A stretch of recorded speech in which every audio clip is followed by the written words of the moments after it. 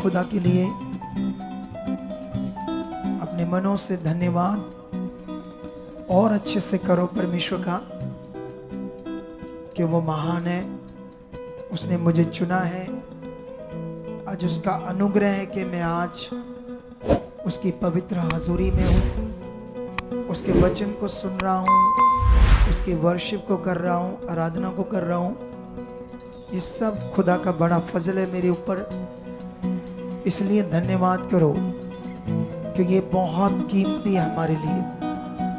ये जीवन का विषय हमारे लिए, ये बहुत कीमती है हमारे लिए। वो बरकत, वो आशीष तुम पर आ जा रही है।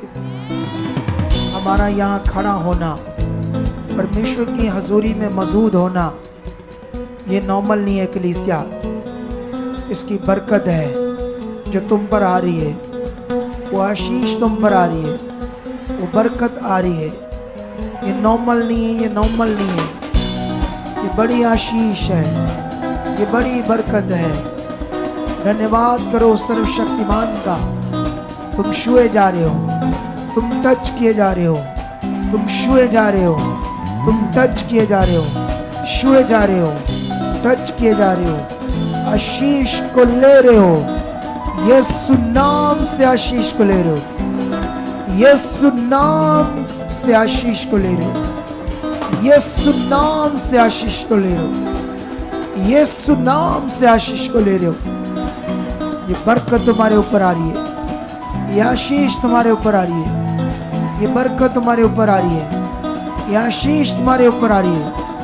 हाथों को उठाओ ऊपर कलीसिया, अंगीकार करो परमेश्वर के सामने उसकी महिमा के लिए।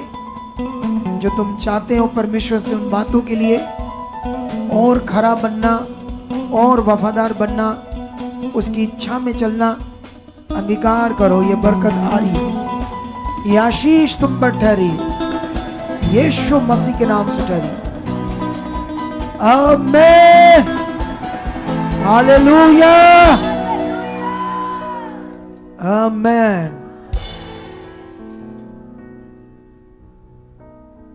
I greet, hallelujah, I greet you in the name, sweet name, Jesus Christ, of Jesus Christ। खुदावंद की इस हजूरी में मैं आपका स्वागत करता हूँ, वो भी यीशु के मीठे नाम से। परमेश्वर आपको बहुत सारी बरकत दे चुका है। आज ये मीटिंग आपके लिए बेहद बेहद पावरफुल होगी, बरकत से भरी होगी, क्योंकि कीमती प्रीशियस वचन को हम सुनने वाले हैं जो बहुत महत्वपूर्ण है।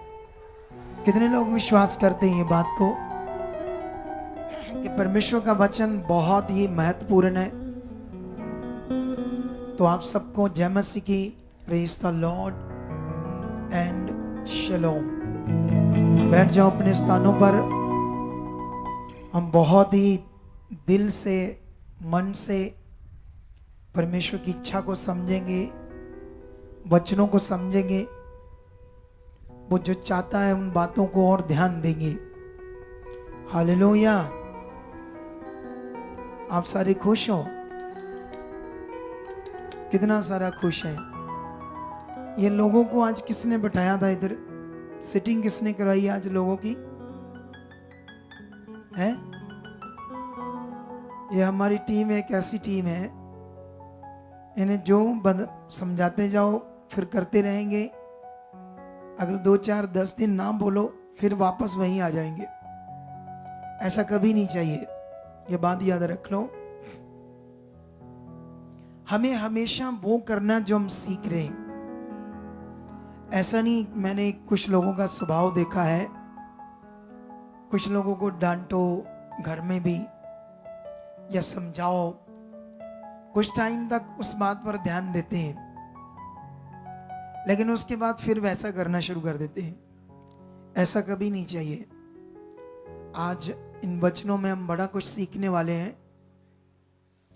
ये देखो सामने थंबनेल पर क्या लिखा है? जीवन एक कीमती विषय है और सही ज्ञान से मिलता है। अब जब भी किसी टॉपिक की हम बात करते हैं तो उसमें आपने अपना फोकस बनाना है। आज मेरे लिए क्या टॉपिक है, आज मैं परमेश्वर के वचन से क्या सीख रहा हूं, क्योंकि ये बड़ा आपके लिए जरूरी है, सबके लिए। ऐसा करो, पीछे से धक्का लगा दो और लोगों को और ऊपर चढ़ा दो एक दूसरे के। नंबर 10 से 10 दे दिया आज मैंने आप लोगों को। इतनी बड़ी जगह घुसड़ घुसड़ कर ऊपर एक दूसरे के ऊपर चढ़ाए। दिख रहे हैं आपको? है? हालेलुया। कितने लोगों को समझ आ रही है बात? तो आज जो टॉपिक है वो बहुत ही पावरफुल है, क्योंकि सही ज्ञान। आप जानते हो परमेश्वर ने सब कुछ अच्छे से बनाया है मनुष्य के लिए, और मनुष्य परमेश्वर की सबसे कीमती चीज है इस दुनिया में, मनुष्य। लेकिन जो सबसे कीमती चीज है वो सबसे बेकार चीज भी इस दुनिया में बन चुकी है, मनुष्य। उसके काम, उसकी सोच, उसका पृथ्वी पर जीना। इतना बुद्धिमान मनुष्य पृथ्वी के ऊपर आज सच्चा ज्ञान, सही ज्ञान ना समझकर पता नहीं जानवरों से आशा कर रहा है, जीवन की जानवरों से उसकी पूजा करता है। और ये सृष्टि के गणों को मतलब जो कुछ परमेश्वर ने बनाया है, जैसे पानी, सूरज, पहाड़, पत्थर, ये उसके गण है, उसके कण है, चीजें हैं उसकी बनाई गई मनुष्य के लिए। आज मनुष्य इन चीजों को पूजा करके, इन चीजों से जीवन पाने की कोशिश कर रहा है, पृथ्वी के गणों की पूजा करके, जबकि ये सब हमारे यूज के लिए बनाया था उस खुदाबंद ने इन चीजों को। लेकिन मनुष्य अज्ञानता में रहकर, सच्चाई, सच्चा ज्ञान ना पाकर, उस सच्चे ज्ञान से दूर होकर भटका हुआ है, समझ नहीं उसे क्या करना है, और जिसकी वजह से आज ऐसा कर रहा है मनुष्य। हालेलुया। कितने लोगों को बात समझ आ रही है? अच्छा, आज मैं अभी एक पॉइंट बोल रहा था कि जो चीज हम सीखें उसमें और सिद्ध होना होता है। ऐसा नहीं कुछ टाइम के लिए इसको करना फिर वैसे वापस उसी जगह पर आ जाना है जहां हम पहले थे। जैसे मैं लोगों के बैठाने के विषय को बोल रहा हूँ, इनको पता है क्या करना था, थोड़े दिन किया फिर वापस उसी स्थान पर बुद्धि। ऐसा नहीं चाहिए। हालेलुया। कितने लोगों को बात समझ आ रही है? अब तुम चुने गए हो और तुम्हारे चुने जाने के बाद परमेश्वर में तुमने क्या करना है, क्योंकि परमेश्वर में ही जीवन है, उसके बाहर कुछ जीवन नहीं है। जो कुछ तुम पहले करते थे या अब भी करोगे उसे हम सिर्फ फंसेंगे, हमारा नुकसान होगा, लॉस होगा, टाइम खराब हो जाएगा हमारी लाइफ का। क्योंकि पृथ्वी के ऊपर मनुष्य के लिए जो लाइफ है, टाइम है, ये एक कीमती विषय है मनुष्य के लिए, ये नॉर्मल विषय नहीं है। अब तुम सब लोग ये बात याद रखो, हम सब चाहते हैं हमारे लिए अच्छा हो, बेस्ट हो, और जानते हो ये परमेश्वर भी चाहता है। देख लो, वो खुद चाहता है तुम्हारी जिंदगी में सब कुछ अच्छा हो, बेटर हो, बेस्ट हो, अच्छा हो। एक्चुअली हमें पता नहीं है, कभी कभी हम शरीर में उन बातों को ध्यान नहीं दे पाते। तुम एक ऐसी मिनिस्ट्री में चुने गए हो जिसमें खुदा की बड़ी इच्छा पूरी दुनिया में पूरी होने वाली, पूरी दुनिया में एक बड़ी इच्छा, जबरदस्त इच्छा। आज हम गवाहियां सुन रहे थे बहुत सारी, कैसे कैसे लोगों को जीवन मिल रहा था, कैसे हीलिंग्स मिल रही थी, डिलीवरेंस मिल रही थी, छुटकारा मिल रहा था। कितनी सारी गवाहियां थी। एक गवाही थी, मुझे याद नहीं रहा कहां से थी, लेकिन एक बहन अपनी वीडियोस ने रिकॉर्ड करके भेजी थी। वो बता रही थी कि मैं इस मिनिस्ट्री में जब नहीं थी तो मैं यीशु में ही थी, लेकिन मुझे सही ज्ञान, सही पॉजिटिव शिक्षा की नॉलेज नहीं थी। मुझे एक दिन पता चला, जब फिर मैं इसकी वीडियो देखने लगी, समझने लगी, वो बड़े अच्छे से अपनी गवाही दे रही थी। कितना अच्छा पॉइंट से वो समझा रही थी कि कैसे हमारे जीवन में हालात थे, रोग थे, बीमारियां थी, मुश्किलात थे। लेकिन जब मुझे वो इसलिए था क्योंकि मुझे सही ज्ञान पता नहीं था। मैं यीशु में तो थी, मुझे ये पता नहीं था कि अब पवित्र आत्मा का प्रबंध है। जैसे अभी लोग पवित्र आत्मा के प्रबंध से अनजान है। लोग क्या करते हैं, यीशु मसीह में आकर बपतिस्मा लेकर अन्य भाषा भी करते हैं, पवित्र आत्मा भी पाकर, फिर उन्हें समझ नहीं आती, फिर कहते पवित्र आत्मा को मांगते रहते हैं अपने जीवन में, आ पवित्र आत्मा आ काम कर। क्योंकि यहां पर उनके पास सही वाली समझ नहीं है। क्योंकि जब बाइबल का सिद्ध ज्ञान, सही ज्ञान से हमें समझ आता है कि हम जब एक बार पवित्र आत्मा को पा लेते हैं तो वो परमानेंट हमारे पास ही रहता है, वो आता जाता नहीं है। लेकिन कुछ लोगों को ये समझ नहीं होती, तो वो क्या करते हैं, उसको मांगते रहते हैं, पवित्र आत्मा आ, हम यीशु आकर काम कर, ऐसी चीजें बोलते हैं। लेकिन वो कहती मुझे 1% तक भी अच्छे से नहीं पता था। लेकिन जब मुझे इस मिनिस्ट्री से, खुदा की दास की शिक्षा से समझ आया, तब मैं सही से चलने लगी। फिर मेरी जिंदगी में बहुत कुछ अच्छा हुआ। हालेलुया। ये गवाही दे रही थी। तुम घर जाकर गवाहियों को दोबारा सुन सकते हो, रिपीट कर सकते हो अपने विश्वास के लिए।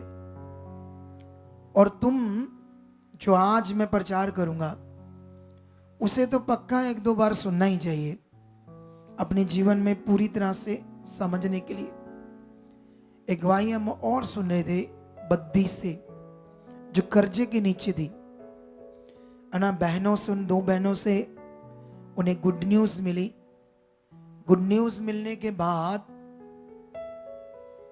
उसे नहीं पता था प्रभु यीशु कौन है, परमेश्वर का राज्य क्या है। वो तो डिप्रेशन में जा रही थी, नींद नहीं आ रही थी, चिंता में डूबी थी, कर्ज रिश्तेदारों ने उसके नाम पर लिया था। ऐसे बड़े वाक्य हमारे सामने आए कि रिश्तेदारों ने पेपर लिए, नाम पर लोन लिया और बाद में वो फंस गए, बड़ा गहरा, और नहीं दिया उन्होंने। ऐसे बड़े वाक्य आए हैं और आज भी उनके घर उसी चक्कर में बिक गए, क्रॉकरी हो गए, क्या बोलते, कुरकरी हो गए। अब समझते, कुरकरी हो गई घर। आपको समझ आ रही है नहीं आ रही? लेकिन याद रखना, इसके साथ भी ऐसे हो सकता था। लेकिन जब परमेश्वर में आई, प्रेयर हुई और वो बोलने लगी, मैं पॉजिटिव अंगीकार करने लगी, यीशु नाम से बदल चुके, मेरा कर्जा उतर चुका। उसको समझ आ गई क्या करना है यीशु मसीह में। जब उसको समझ आई तो सोचो, 35 लाख का कर्जा उसके नाम से हट गया, यीशु मसीह के नाम से हट गया या नहीं? कितना बड़ा विषय है ये। परमेश्वर का सारा काम परमेश्वर ने किया, पूरा का पूरा। तो इसीलिए उसने तो समझ लिया क्या करना है यीशु मसीह में, और हम सबको भी समझकर चलना चाहिए कि यीशु मसीह में क्या करना है। आप जानते हो, हम जो मनुष्य हैं, हमारे मन के अंदर, ब्रेन के अंदर जो एक बार बातें बैठ जाती है या जो कुछ बैठ जाता है, फिर उसको निकालना बाहर कठिन हो जाता है। याद रखो, अगर वो रॉन्ग बैठ गया, गलत बैठ गया, तो उसको अपने अंदर से बाहर निकालना ये कठिन काम है, सच्ची। जैसे मान लो किसी ने पत्थर को अपना भगवान मान लिया, उसको समझ आ गई, उसके ब्रेन में ये बात बैठ गई, या किसी जानवर को भगवान मान लिया, या कुछ भी उसने एक बार उसके दिमाग में बैठ गया। जो उसके दिमाग में बैठ जाता है ना अंदर, वो निकलता नहीं, फिर सेट हो जाता है। कई बार कई लोग व्यभिचार, जो सबसे खतरनाक विषय है मनुष्य के लिए, उसके नाश का कारण, दुष्ट की सबसे खतरनाक योजना होती है कि एक जन जो है पृथ्वी के ऊपर, कोई भी, वो व्यभिचार में पड़ जाए, बुरे कामों में पड़ जाए। अगर एक बार उसकी सोच में ये बात बैठ गई, किसी भी मनुष्य में, औरत में, बंदे में, लड़की में, लड़के में, जानते उससे कई बार बाहर निकलना कठिन हो जाता है लोगों के लिए। ये ऐसा विषय है मन का, दिल का। आप जानते हो, जब गलत रिश्ता बन जाता है इस दुनिया में, जो लव जो शारीरिक लव दुनिया करती है, लड़के लड़कियां, कभी कभी सामने वाला बड़ा गलत होता है, पता नहीं होता। अभी थोड़े दिन पहले मैं किसी से मीटिंग कर रहा था, उनका लड़का ना पता नहीं किसी बाहर लड़की से लव कर बैठा, फिर अपनी मर्जी से शादी करके उसे घर ले आया। वो लड़की इतनी गलत थी, नशा भी करती थी, और जब मर्जी घर से 2-2, 3-3 दिन चले जाती थी, पता नहीं किस किस किस के साथ रातें बिताती थी। इतनी गालियां निकालती थी, इतनी झगड़ा करती थी इनसे, इवन के इनकी नाक में दम हो गया। इतना बुरा हाल हो गया कि ना तो उन्हें समझ आ रही जीना कैसे, क्या करना है, समझ नहीं आ रही थी उन्हें। फिर वो मुझसे मिले, क्योंकि ये एक विषय है मन का। दिमाग में कुछ भी बैठ गया, ना समझी में उस पर मन आ गया एक बार, फिर नहीं मनुष्य सोचता ये गलत है क्या है, उसको करते जाता है, फिर पछताता है, लेकिन उससे निकला नहीं जाता। मैंने बड़े लोगों को देखा है। तो इसीलिए आज का टॉपिक बहुत ज्यादा समझने वाला हमारे लिए, क्योंकि ये मैं इसलिए तुम्हें समझा रहा था ये बातें, क्योंकि आज मैं तुम्हें बाइबल से सही ज्ञान के बारे में कुछ पॉइंट्स बताने वाला हूं, क्योंकि इसी से आपको जीवन मिलना है। हालेलुया। क्या मिलना है आपको? जीवन मिलना है। लेकिन कभी कभी हम लोग, सिर्फ आप लोग चीजें तो पाना चाहते हो परमेश्वर से, चंगाई पाना चाहते हो, छुटकारा पाना चाहते हो, बरकत लेना चाहते हो, तो वो इसी में है जो मैं तुम्हें बता रहा हूं, जो मैं तुम्हें गाइड करूंगा, समझाऊंगा। इसी में तुम्हारे सारे काम होने, इसी में तुम्हारी सारी बरकतें आनी है। हालेलुया। लेकिन कभी कभी लोग इस पर ध्यान इतना नहीं देते। जैसे मान लो आप संसार में थे, आप किसी चीज की पूजा करते थे, क्यों करते थे? बोलो। इसीलिए ताकि भला हो, इसीलिए ताकि ये मेरा काम हो, ये हो, वो हो, ऐसा हो। आप कितनी पूजा करते थे ना पहले, पाठ पूजा। आप इसलिए करते थे पाठ पूजा ताकि आपके जीवन में बीमारियां, हालात दूर हो जाएं, मुश्किलात, बरकत आए, भला हो जाए। अब कंटिन्यू कर रहे थे पाठ पूजा, पाठ पूजा। अभी मैं बताता हूं, अभी हमारे पास ना 2-3 दिन पहले एक फैमिली आई, ठीक है? तो उनका ना घर का जो हेड मेंबर था, फादर, वो नशा भी करता था, मे बी खुश, लेकिन वो काफी सालों से सिख थे, लेकिन मूर्ति पूजा करते थे, ठीक है? मूर्ति पूजा करते थे। तो वो बंदा जो था, उसका लीवर डैमेज हो गया, डॉक्टरों ने जवाब दे दिया। 3-4 महीनों से बस लास्ट एंड उसका आ गया था मरने का, इतना बुरा हाल था। तब उसको यहां ले आए, तो उसकी प्रेयर हुई, टीम ने समझाया। एक दिन मुझसे ले एंड हुआ। प्रेयर वाले दिन जब मंडे और ट्यूसडे प्रेयर हो रही थी, तो मंडे मैंने देखा ये सीरियस है, तो मुझे स्पिरिट में लग रहा था अगर इनको समझ नहीं आया तो इसको तो बहुत जल्दी डेथ हो जाएगी, तो क्यों ना मैं 10 मिनट 15 मिनट इनके ऊपर लगाऊं, ताकि इन्हें समझ आई परमेश्वर कौन है, इनका विश्वास बन जाए। अगर विश्वास बन गया तो काम हो सकता है। हो सकता है मतलब ऐसा शब्द क्यों है? हो सकता है। अगर सही मनुष्य बन गया तो काम हो सकता है, अगर नहीं बना तो काम नहीं होगा। ये नियम है खुदा का। लेकिन सीरियस तो बड़ा था। मैंने कुछ पॉइंट समझाए, परमेश्वर कौन है। मटीरियलिस्ट चीजें परमेश्वर नहीं है। लेकिन उस दिन वो सुनकर समझकर तो गए। अभी 2 दिन आए थे वो, लेकिन बाद में टीम ने कॉल की, उन्हें बुलाया कि आओ आगे बढ़ो। वो कहते हैं हमने नहीं आना, हम 2 दिन आए, फर्क तो कोई नहीं पड़ा।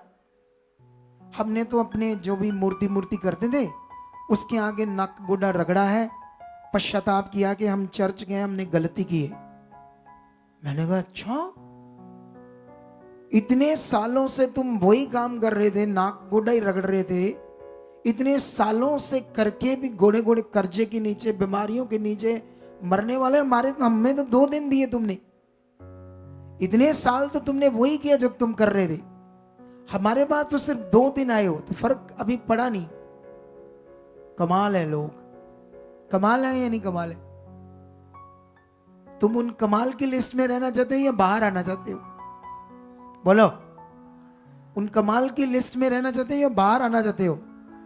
तो बाहर आने के लिए समझना पड़ेगा कैसे खुदा काम करता है। अब उसको भी खो बैठेंगे वो। थोड़े दिन पहले भी ऐसा मैटर आया, अच्छे चल रहे थे प्रभु के साथ, पता नहीं सोचा ये बड़ा है, कोई अगुवा ये बड़ा है, अपना बंदा मरवा लिया वहां जाकर। मनुष्य पर विश्वास कर लिया, परमेश्वर से हटाकर सीखा नहीं क्या करना है। तो आज इसलिए तुम्हें परमेश्वर का वचन समझना होगा सबको।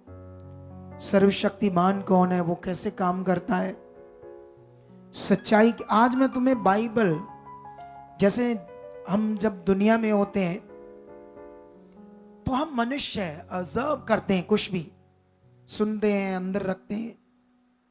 मनुष्य ऐसी चीज है, कभी कभी हम दुनिया से गलत बातों को, गलत चीजों को भी ऑब्जर्व करते हैं। करते हैं या नहीं? करते हैं हम लोग, पूरी दुनिया के लोग भी कर रहे हैं, हम मसीह में भी ऐसा कभी कभी कर लेते हैं। लेकिन यहां पर क्या तुमने छोड़ना है और क्या पकड़ना है, यह बड़ा जरूरी है तुम्हारे लिए। किन बातों को तुमने अपने जीवन में नहीं लेना और किन बातों को पकड़ना है, ये एक बड़ा विषय है। क्योंकि मनुष्य जीवन ये जो हमें मिला एक बार, ये बड़ा कीमती विषय हमारे लिए। अगर तुम इसे समझते रहे तो जबरदस्त आगे जाओगे यीशु मसीह के नाम, जबरदस्त बरकत पाओगे, जबरदस्त तुम्हारी ब्लेसिंग होगी, तुम्हें जीने का मजा आएगा, जीवन जीने का आनंद आएगा तुम्हें, जब तुम ये बातें सीख और समझ जाओगे। हालेलुया। कितने लोगों को ये बात समझ आ रही है आज? तुम्हें जीने का बड़ा आनंद और समझ आएगी जब तुम ज्ञान को समझोगे, सच्चाई को समझोगे।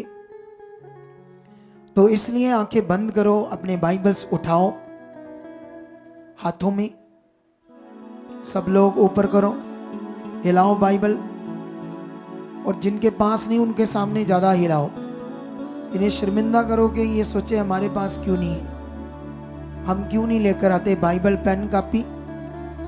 जब हम स्कूल में जाते हैं, बिना बुक्स, बिना कॉपीज, पेन अगर जाएंगे, खाक पढ़ेंगे, वहां हम संसार का ज्ञान पढ़ते हैं, जहां हम जीवन का ज्ञान पढ़ते हैं, जीवन का ज्ञान सीखते समझते हैं। तो इसलिए ये सारी चीजें हमारे पास होनी चाहिए, पेन, कॉपी, बाइबल, ताकि हम उसके पॉइंट सीखें, समझें और आगे बढ़े।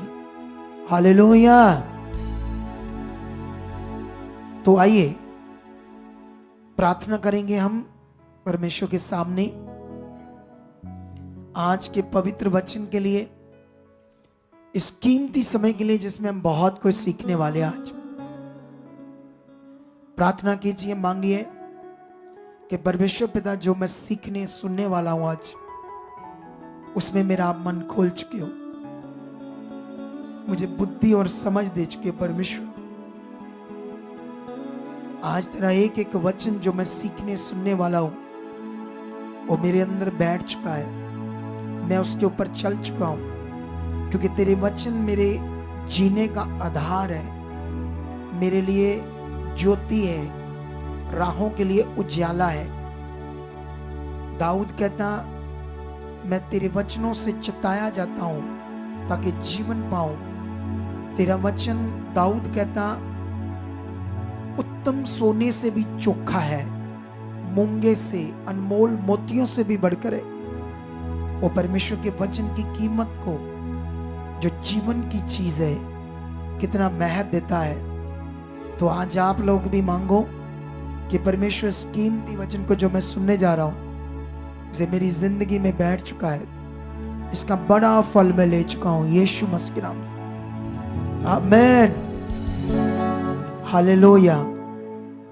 सो मैं विश्वास करता हूं इन दिनों में परमेश्वर की ग्रेस बहुत बढ़ रही है, और मैं आज बाइबल के बारे में और सही वचनों के बारे क्यों आपके माइंड को सेट करने जा रहा हूं, ताकि तुम कभी भी कहीं से भी कोई वचन सुनो तो एकदम उसका मीनिंग, मतलब अपने जीवन में सेट मत करना। जो तुम यहां से सही सीख रहे हो उसको सीख कर आगे बढ़ते जाना परमेश्वर में, इसको थोड़ा सा फ्लो करना। आई डोंट नो, क्या मेरी गले में कोई प्रॉब्लम है? थोड़ा सा है भी, लेकिन सब इसको अच्छा कर चुका है परमेश्वर। हालेलुया। तो अभी इधर ध्यान दो आप सारे लोग। आप जानते हो क्रिश्चियनिटी दुनिया का सबसे बड़ा फेथ करने वाला रास्ता है, या दुनिया के हिसाब से कह लो सबसे बड़ा धर्म। दुनिया के सबसे अमीर लोग, साइंटिस्ट, पावरफुल लोग इसमें हैं, इस धर्म में कह लो। वैसे मैं इसे धर्म नहीं कहता, ना बाइबल कहती है। दुनिया के हिसाब से सबसे ज्यादा विश्वास करने वाला रास्ता क्रिश्चियनिटी है। हालेलुया। क्रिश्चियनिटी का मतलब जिसमें परमेश्वर की सोच, परमेश्वर का मन, इसको बोलते हैं क्रिश्चियनिटी। जिसमें हम चलते हैं, उसके मन में, उसकी इच्छा में, उसकी सोच में, इसको बोलते हैं क्रिश्चियनिटी। धर्म नहीं बोलते, ठीक है। लेकिन अभी ध्यान दो, इसमें बाइबल जब शुरू से लेकर एंड तक पढ़ोगे, जब मैंने कई बार इसे पढ़ा, इसे समझ रहा हूं और भी इस पर सर्च कर रहा हूं, क्योंकि ये इतना बड़ा प्रकाशन है इसके अंदर कि इसको जितना इसमें बढ़ते जाओगे उतना प्रकाशन प्रकट होते जाएंगे। ये इसका एंड नहीं है इसके प्रकाशनों का। ऐसा नहीं एक बार पढ़ लिया, 2 बार पढ़ लिया, 4 बार पूरा बाइबल पढ़ लिया तो शायद हो गया। ये वो दूसरी बुक्स की तरह बुक्स नहीं है। बुक ये परमेश्वर का पवित्र वचन है, बहुत खास है ये। हालेलुया। इसे तुम लोगों को समझना होगा अच्छे से। इसमें बहुत सारे, क्योंकि ये शुरू में हिब्रू में, मैं मुझे पेन देना एक, मैं तुम्हें समझाने की कोशिश करता हूं। एक मुझे पेन देना हिब्रू के बारे में, ठीक है। एक बंदे को बोलो कैमरा लेकर आओ।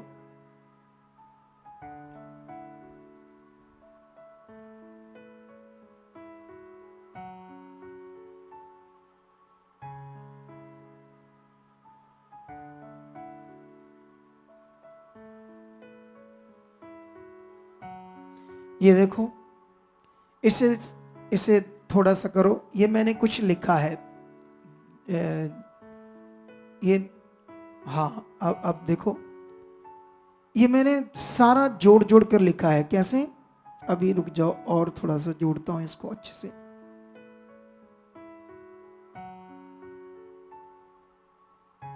अब करो, ये देखो, ठीक है। अब तुम्हें एकदम से पढ़ सकते हो इसको आप लोग, स्क्रीन से क्या लिखा है, हैं? एकदम से आपके लिए मुश्किल हो जाएगा ना? क्या हो जाएगा आपके लिए? लेकिन मैं तुम्हें सुनाता हूं पढ़कर, इसको दिखाओ फिर स्क्रीन से। मैंने लिखा, परमेश्वर आप महान हो और मेरे नाल हो। पंजाबी में ऐसे लिखा मैंने, ठीक है। ये मैंने जोड़ जोड़ कर लिखा है। हिब्रू भाषा ऐसे ही थी, ऐसे ही हिब्रू भाषा में सारा जोड़ जोड़ जोड़ कर लिखा हुआ था। और हिब्रू भाषा में जैसे is, am, are, why, are, not, ऐसी चीजें नहीं थी। बोलो, था, थी, थू, था, ऐसे शब्द नहीं थे उनकी लैंग्वेज में। बोलो, हिब्रू की लैंग्वेज में ऐसे शब्द नहीं थे। जैसे हम कॉमा लगाते हैं, फुल स्टॉप लगाते हैं, क्वेश्चन मार्क लगाते हैं, उसमें वो क्या कहते हैं, इज, एम, आर लगाते हैं, था शब्द यूज करते हैं, थी शब्द यूज करते हैं।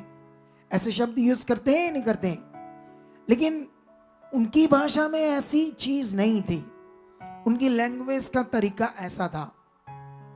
अब जब ट्रांसलेशन वालों ने, ट्रांसलेटर ने जब ट्रांसलेशन की, उसने तो कोशिश की बड़ी अच्छे से करने की, लेकिन फिर भी उससे मिस्टेक होगी कुछ ना कुछ। बोलो, क्या होगी उससे? उससे जब मिस्टेक हुई तो धीरे धीरे उसके मीनिंग आगे पीछे होने लगी, और पता नहीं किसने क्या समझ लिया, क्या कर दिया। इसीलिए क्रिश्चियनिटी में आपको हजारों मिशन मिलेंगे अलग अलग, और अलग अलग शिक्षाएं मिलेगी, उनकी अलग अलग डॉक्ट्रिन मिलेगी, और फिर एक दूसरे का विरोध भी मिलेगा। एक ही परमेश्वर के लोग, एक ही उनका मकसद, एक ही उनका लक्ष्य, लेकिन आपस में मुठभेड़, लड़ाई झगड़ा, विरोध, ऐसी चीज। क्योंकि यहां से समझने में मिस्टेक कर दी ट्रांसलेटरों ने, ट्रांसलेशन में कुछ कुछ गड़बड़ हुई। लेकिन अगर आपके पास अच्छा मन है, आपके अंदर हौमे नहीं है, ईगो नहीं है, लालच नहीं है।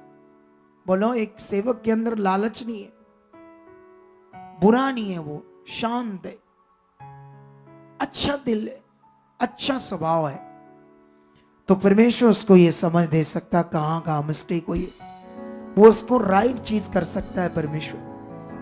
हालेलुया। कितने लोगों को बात समझ आ रही है?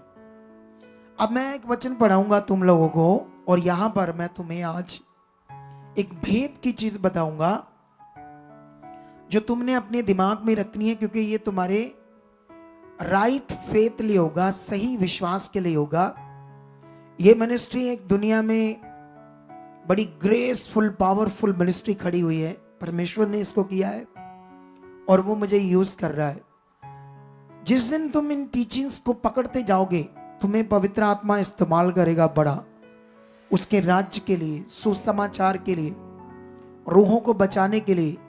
तुम्हारे घर भी ब्लेस्ड रहेंगे, तुम भी ब्लेस्ड रहोगे, कमियां नहीं होंगी। 100% ये विषय है, इसे पकड़ कर रखना। आप लोग मेरा पंखा कम करो, ठीक है, थोड़ा सा साइड पे करो। तो अभी मैं एक वचन पढ़ता हूं, उत्पत्ति 1 का 1 वचन, ठीक है, शुरू से। जानते हैं यहां पर क्या लिखा? आद में परमेश्वर ने आकाश और पृथ्वी की सृष्टि की, और पृथ्वी बेडोल और सुनसान पड़ी थी। ये जो वचन है ना आपके पास, पहला वचन और मैंने दूसरा वचन पढ़ा, ठीक है। जब मैंने पहला वचन पढ़ा तो ऐसे लिखा है आद में। ऐसे क्यों लिखा आद में? आप जानते हैं ये आद शब्द का मतलब होता है समय का कोई लेखा जोखा नहीं है। शुरू लाखों साल हो सकते, बोलो कितने साल? जिसमें मनुष्य के लिए लाखों, मतलब समय की कैलकुलेशन नहीं है कि कितना पुराना टाइम। इसीलिए ये परमेश्वर ने जब अपना वचन दिया, पवित्र आत्मा के द्वारा लिखा गया, तो इस बात को आद करके लिखा गया। आद में परमेश्वर ने आकाश और पृथ्वी की सृष्टि की। मतलब 2 में लिखा पृथ्वी बेडोल और सुनसान पड़ी थी। ये 2 वचन और पहले वचन के बीच में समय का बहुत बड़ा अंतर है, बहुत बड़ा अंतर। लेकिन हमें ऐसा लग रहा है ये पास पास बात है। बोलो, हमें क्या लग रहा है? ये बात जब बनाया उसी वक्त ही बेडोल और सुनसान पड़ी थी चीज, पृथ्वी। ऐसे हमें समझ आ रहा है पढ़ने के बाद। लेकिन जब इसको किंग जेम्स वर्जन का ओरिजिनली, बाद में ये भी गड़बड़ हो गया। अगर किंग जेम्स ने जब शुरू में इसको ट्रांसलेटर किया, बड़ा समझकर, बड़ी सर्च करके, तो उसने ये जो शब्द था ना थी, इसको, इस शब्द को जब इंग्लिश में लिखा तो वॉज। किंग जेम है आपके पास? किसी के पास? शायद मैं कोशिश करता हूं। इंग्लिश का किंग जेम्स है? लाओ मेरे पास। बाइबल है? नहीं बाइबल। इसको पढ़कर सुनाओ क्या लिखा। 2 वचन, माइक दो उसको, पास्टर को, ठीक है। अभी आज मैं जो तुम्हें समझाने वाला हूं ये बड़ा पावरफुल है। फिर तुम्हारी जिंदगी में बड़े मिरेकल होंगे, चमत्कार होंगे। हाँ। And the earth was without form. हाँ, इतना बहुत है। And void. नहीं, शुरू से फिर बोलो 2। And the earth was without form. ये जो वॉज शब्द है, वॉज, ये तिरछा लिखा है इसमें या सीधा ही है? हाँ, सीधा है। सीधा है ये, क्योंकि ये फोन में, क्योंकि जब मेरे पास एक किंग जेम्स का वर्जन होता था, शुरू में बीच में ट्रांसलेटरों ने फिर प्रिंटिंग ने गड़बड़ कर दी। लेकिन वो जो मेरे पास था उसमें किंग जेम्स ने वॉच शब्द को तिरछा करके लिखा था। उसने ये कहा था, ये इसलिए उसने तिरछा लिखा था, उसने सीधा नहीं लिखा था, इसको छोटा करके थोड़ा सा तिरछा करके लिखा था। किंग जेम्स का ये कहना था कि ये शब्द ऐड किया गया है। बोलो, ये शब्द क्या है? ऐड किया गया। ऐड किया गया, इसलिए उसने ऐसा लिखा था। अगर इस शब्द को आप हटाओ, क्योंकि उनके पास, हिब्रू वाले लोगों के पास था है ही नहीं था, इज़ और वॉच वर्ड था ना, वो यूज नहीं करते थे अपने लैंग्वेज में। तो फिर ये तो जोड़ा है ना हमने, तो जोड़ने के चक्कर में था शब्द आया। एक्चुअली में ये ऐसे था, सुनो ध्यान से, ओरिजिनली इसको समझो, ये आपके लिए समझना क्यों जरूरी है आज। ये शब्द ऐसे था, आदि में परमेश्वर ने आकाश और पृथ्वी की सृष्टि की और पृथ्वी बेडोल और सुनसान हो गई, ऐसे शब्द था, हो गई, वो शब्द नहीं था। जब परमेश्वर ने, ये एक वचन से तुम्हें समझाता हूं, इसके लिए मैं यशाया में जाता हूं आज आपके लिए। हॉली स्पिरिट के द्वारा यशाया ने एक बात लिखी है, जो आगे पीछे से पढ़ने से, आत्मा की बातों से हम बाइबल के अंदर भी आंसर ढूंढ सकते हैं। राइट आंसर, कौन सा? राइट आंसर, ठीक है। अभी मैं बताऊंगा ये बातें मैं आज आपको क्यों सिखा रहा हूं, आगे जाकर थोड़ा सा। हाँ, ये देखो, अगर तुम यशाया 45 का 18 पढ़ोगे तो ऐसे लिखा है, क्योंकि यहोवा जो आकाश का सृजनहार है वही परमेश्वर है, और उसी ने पृथ्वी को रचा और बनाया, और उसी ने उसको स्थिर भी किया। उसने उसे सुनसान रहने के लिए नहीं, परंतु बसने के लिए रचा है। हालेलुया। जब परमेश्वर ने आकाश, पृथ्वी, सब कुछ बनाया, तो ये दूसरी जगह से हमें आत्मा की एक बात मिल गई, जिसमें हमें ये समझ आया कि परमेश्वर ने जब ये सब कुछ बनाया तो उसे सुनसान रहने के लिए, बियाबान, बंजर रहने के लिए नहीं बनाया था, उसे उसने बसने के लिए, हरा भरा, उसमें जीवन हो पृथ्वी के ऊपर, इस मकसद से बनाया था आकाश पृथ्वी को। कितने लोगों को बात समझ आ रही है? लेकिन वहां पर हमें समझ आया कि ट्रांसलेटर की गड़बड़ से सेंटेंस चेंज हो गया, मीनिंग चेंज हो गया। लोगों के दिमाग में, फेथ में ये आ गया, अच्छा शुरू में ऐसे बियाबार, बंजर था, कुछ नहीं था, कुछ भी जीवन नहीं था, ऐसा करके दिमाग में था, है ना। जैसे साइंस भी कुछ कुछ ऐसे बातें करती है, लोग भी ऐसे बातें करते हैं। लेकिन कब परमेश्वर ने ये बनाया, लाखों साल पहले, इस सारी चीजों को, एक टाइम में उसके ऊपर जीवन था। मनुष्य था या नहीं था इसका रिकॉर्ड बाइबल में नहीं है, लेकिन उसने जीवन के लिए बनाया। लेकिन बाइबल का एक वचन हमें शिक्षा देता है, एक दिन स्वर्ग में युद्ध हुआ, बड़ा खतरनाक, लूसीफर और मिकाइल के बीच में।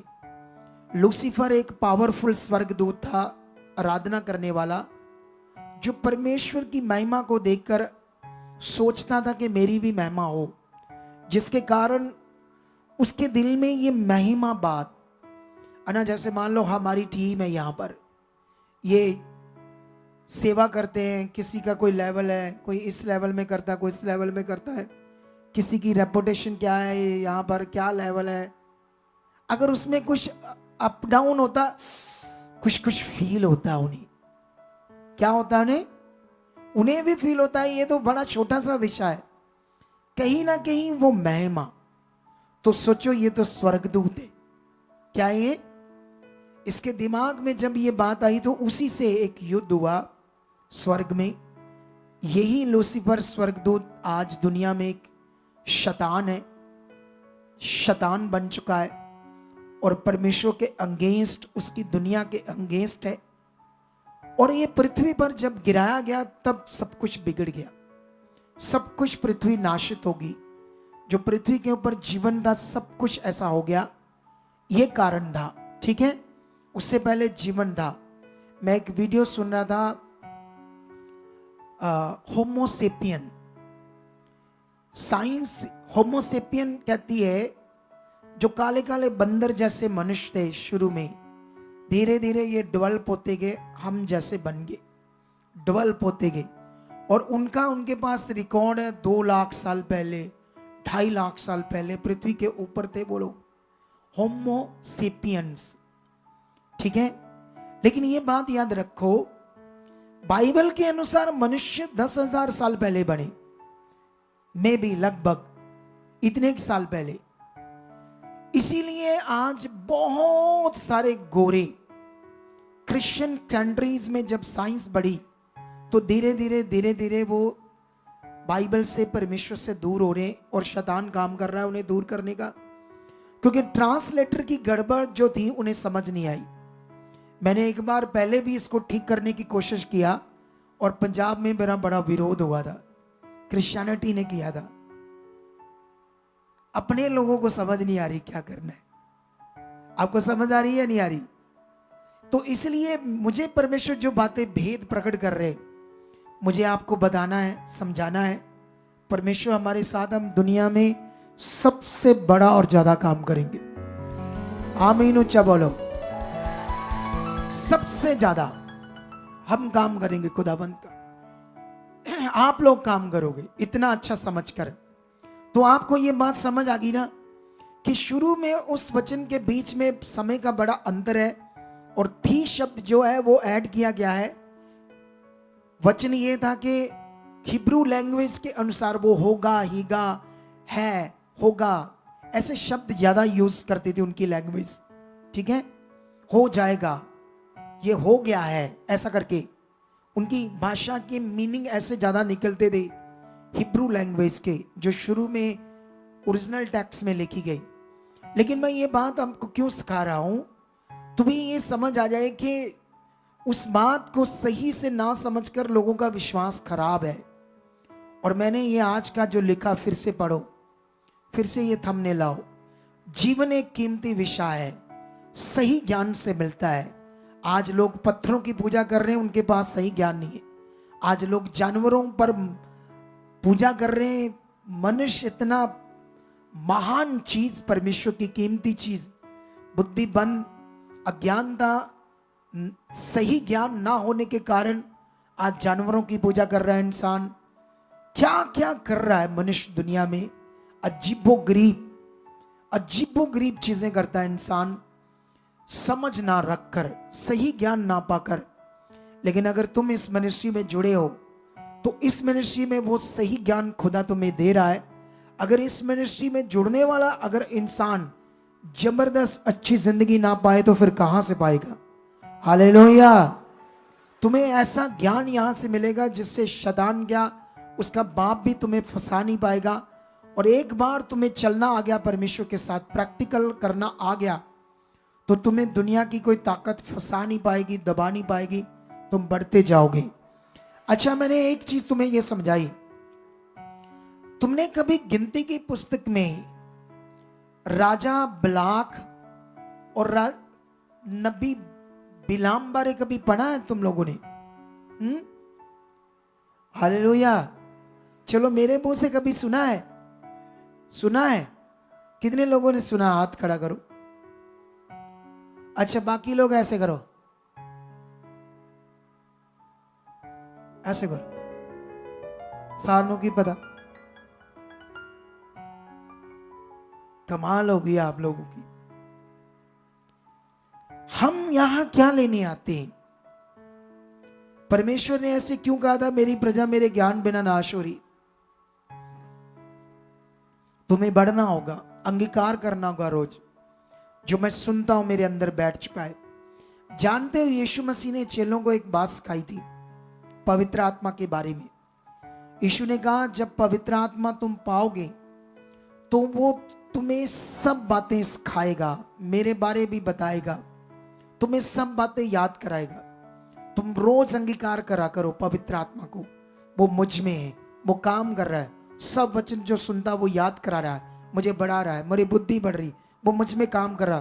तुम दूसरों की तरह नहीं करना जो आत्मा को मांगते हैं, क्योंकि उन्हें समझ नहीं है अभी। वो हमारे बहन भाई बंधु लोग हैं क्रिश्चियनिटी में, उन्हें अच्छे से परमेश्वर का वचन समझ ना पाकर वो लोग ऐसी रीति रिवाज करते रहते हैं, बेचारे परेशान रहते हैं, दुखी रहते हैं।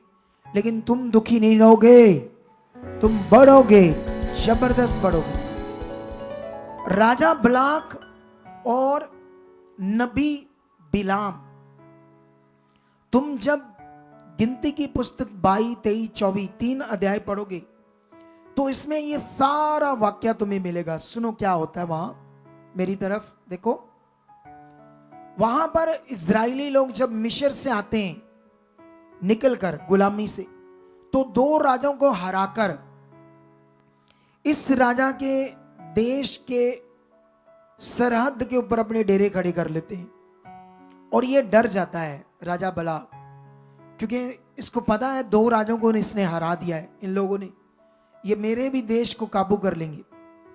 तब उसे पता चलता है कि एक उस देश में नबी था बिलाम, उसके पास अपने लोगों को, अपने मंत्रियों को भेजता है कि उसको जाकर बोलो कि राजा तुम्हें याद करता है कि मेरे लिए एक काम कर, अगर तू मेरे लिए एक काम करेगा तो मैं तेरा घर सोने चांदी से भर दूंगा और तेरा एक ऊंचा पद करूंगा, तुम्हें एक ऊंची पदवी पर रखूंगा।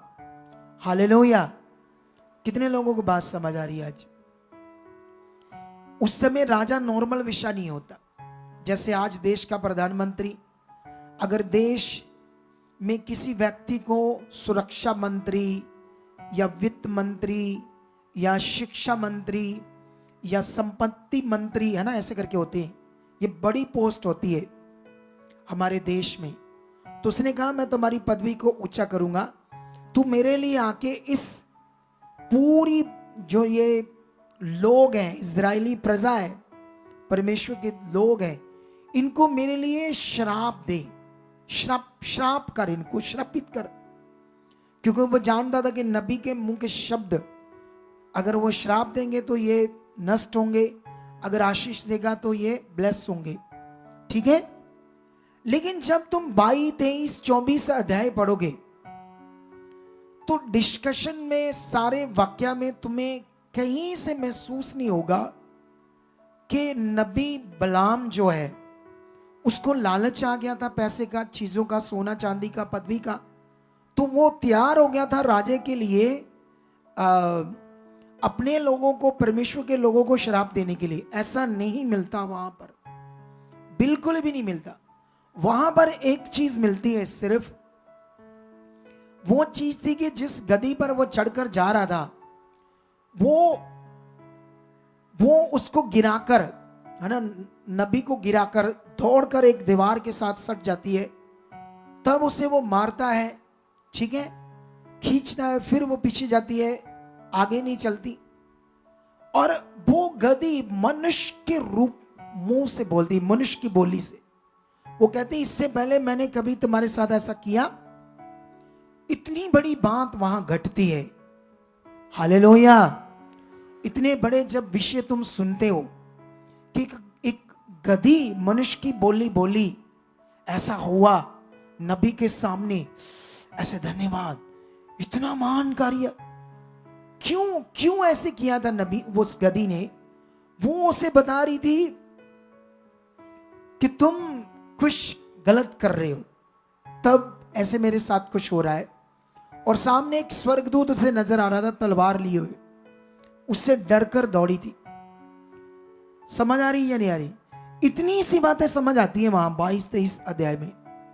वहां से ये क्लैरिटी नहीं आती, वहां से ये क्लैरिटी आती है कि बिलाम को परमेश्वर ने कहा, तू मेरे लिए, मेरे लोगों को आशीष देना, शराप नहीं देना, मैं तेरे मुंह में आशीष के वचन देता हूं, तेरी शब्दों को बदलकर अपने लोगों को ब्लेसिंग के वचन नहीं देना।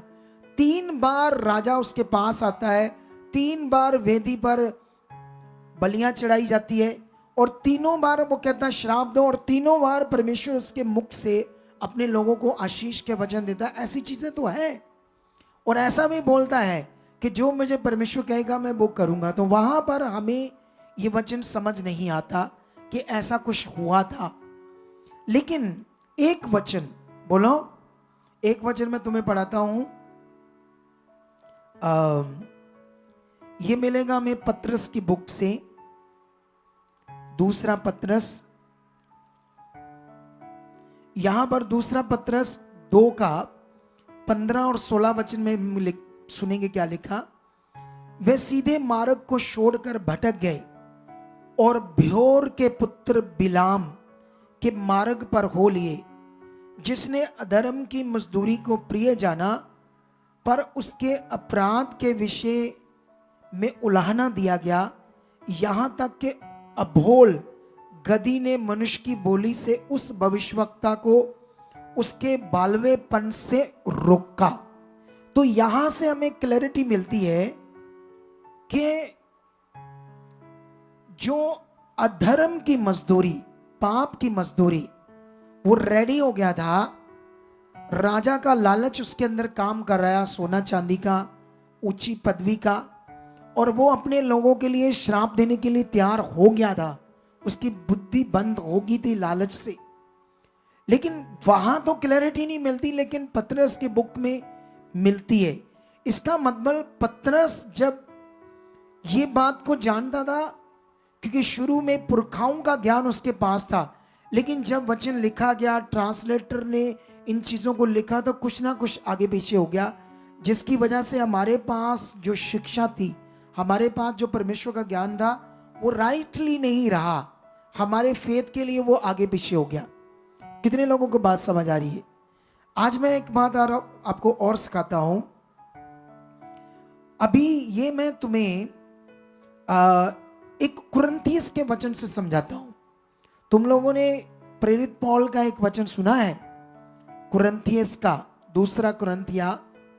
ये बड़ा उत्साह करने वाला वचन है, क्योंकि यहां पर प्रेरित पौल अपने महान जीवन को, जो परमेश्वर ने उसे ऊंचा किया, या परमेश्वर के साथ चलकर इतना ब्लेस जीवन था उसका, इतना, वो क्या कहते हैं उसको, स्पिरिचुअल भी कहेंगे, पावरफुल भी कहेंगे, और परमेश्वर की सामर्थ्य से भरा हुआ जीवन कहेंगे।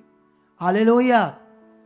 एक अद्भुत जीवन, एक अनोखा जीवन जो आम मनुष्य का नहीं होता, स्पेशल खास मनुष्यों का होता है। ऐसा मनुष्य प्रेरित पौल का बन गया परमेश्वर के साथ चलकर। क्या सिर्फ ये प्रेरित पौल का जीवन ऐसा हो सकता है, यह सबका हो सकता है? बोलो, सबका हो सकता है। ऐसा अवेलेबल है। आपका मन कैसा है, आपका रिश्ता कैसा, कैसे आप पकड़ते हो, कैसे आप परमेश्वर के साथ चलते हो, कैसे आप मन बनाते हो, ये आपके ऊपर है। आप छोटी छोटी चीजों के लिए आए हो ना, छोटी छोटी चीजें, ये रोग है, ये बीमारी है, ये हालात है, क्या है ये? बोलो, कुछ भी नहीं। तुम सर्वशक्तिमान को जान रहे हो, वो इतना ताकतवर है। अगर तुम्हारे अंदर ऐसे बैठ गया वो मान, तुम्हारा बड़ा मन बन गया जीने वाला, तुम उसके साथ चल रहे हो, प्रेम में, बातों में, ज्ञान में तुम बढ़ रहे हो, तुम्हें पता भी नहीं चलेगा हालात पता नहीं किधर गए सारे, खुश भी नहीं है हालात। तुम्हें यह समझना होगा। लेकिन यहां पर बड़ा अनोखा अद्भुत जीवन नजर आता है। जानते कि ये अध्याय जो 12 है, इसमें प्रेरित पौल तीसरे स्वर्ग पर जिंदा उठा लिया गया, जबकि जिंदा वहां जाना पॉसिबल नहीं, हो ही नहीं सकता तीसरे स्वर्ग तक जाना। लेकिन ये तीसरे स्वर्ग तक जिंदा उठा लिया गया। तो ये कुछ बड़े अद्भुत बातें बताता है वहां जो देख कर आया, समझ कर आया। हमारे ज्ञान के लिए, हमारे उत्साह के लिए, हमारे आगे बढ़ने के लिए ज्ञान है। मैं कोशिश करता हूं तुम्हें यह समझाने के लिए ये बात कितनी बड़े तरीके से करता है। चलो ये मैं पढ़ना नहीं था, लेकिन थोड़ा सा पढ़ाता हूं आपको ताकि समझ आ जाए। यद्यपि घमंड करना मेरे लिए ठीक नहीं, तो भी करना पड़ता है, इसलिए कि मैं प्रभु के दिए हुए दर्शनों और प्रकाशनों की चर्चा करूंगा। मैं मसीह में एक मनुष्य को जानता हूं, 14 वर्ष हुए, ना जाने देह सहत, ना जाने देह रहत। परमेश्वर जानता है ऐसा मनुष्य तीसरे स्वर्ग पर उठा लिया गया। मैं ऐसे मनुष्य को जानता हूं, ना जाने देह सहत, ना जाने देह रहत। परमेश्वर ही जानता है कि स्वर्ग लोक पर उठा लिया गया।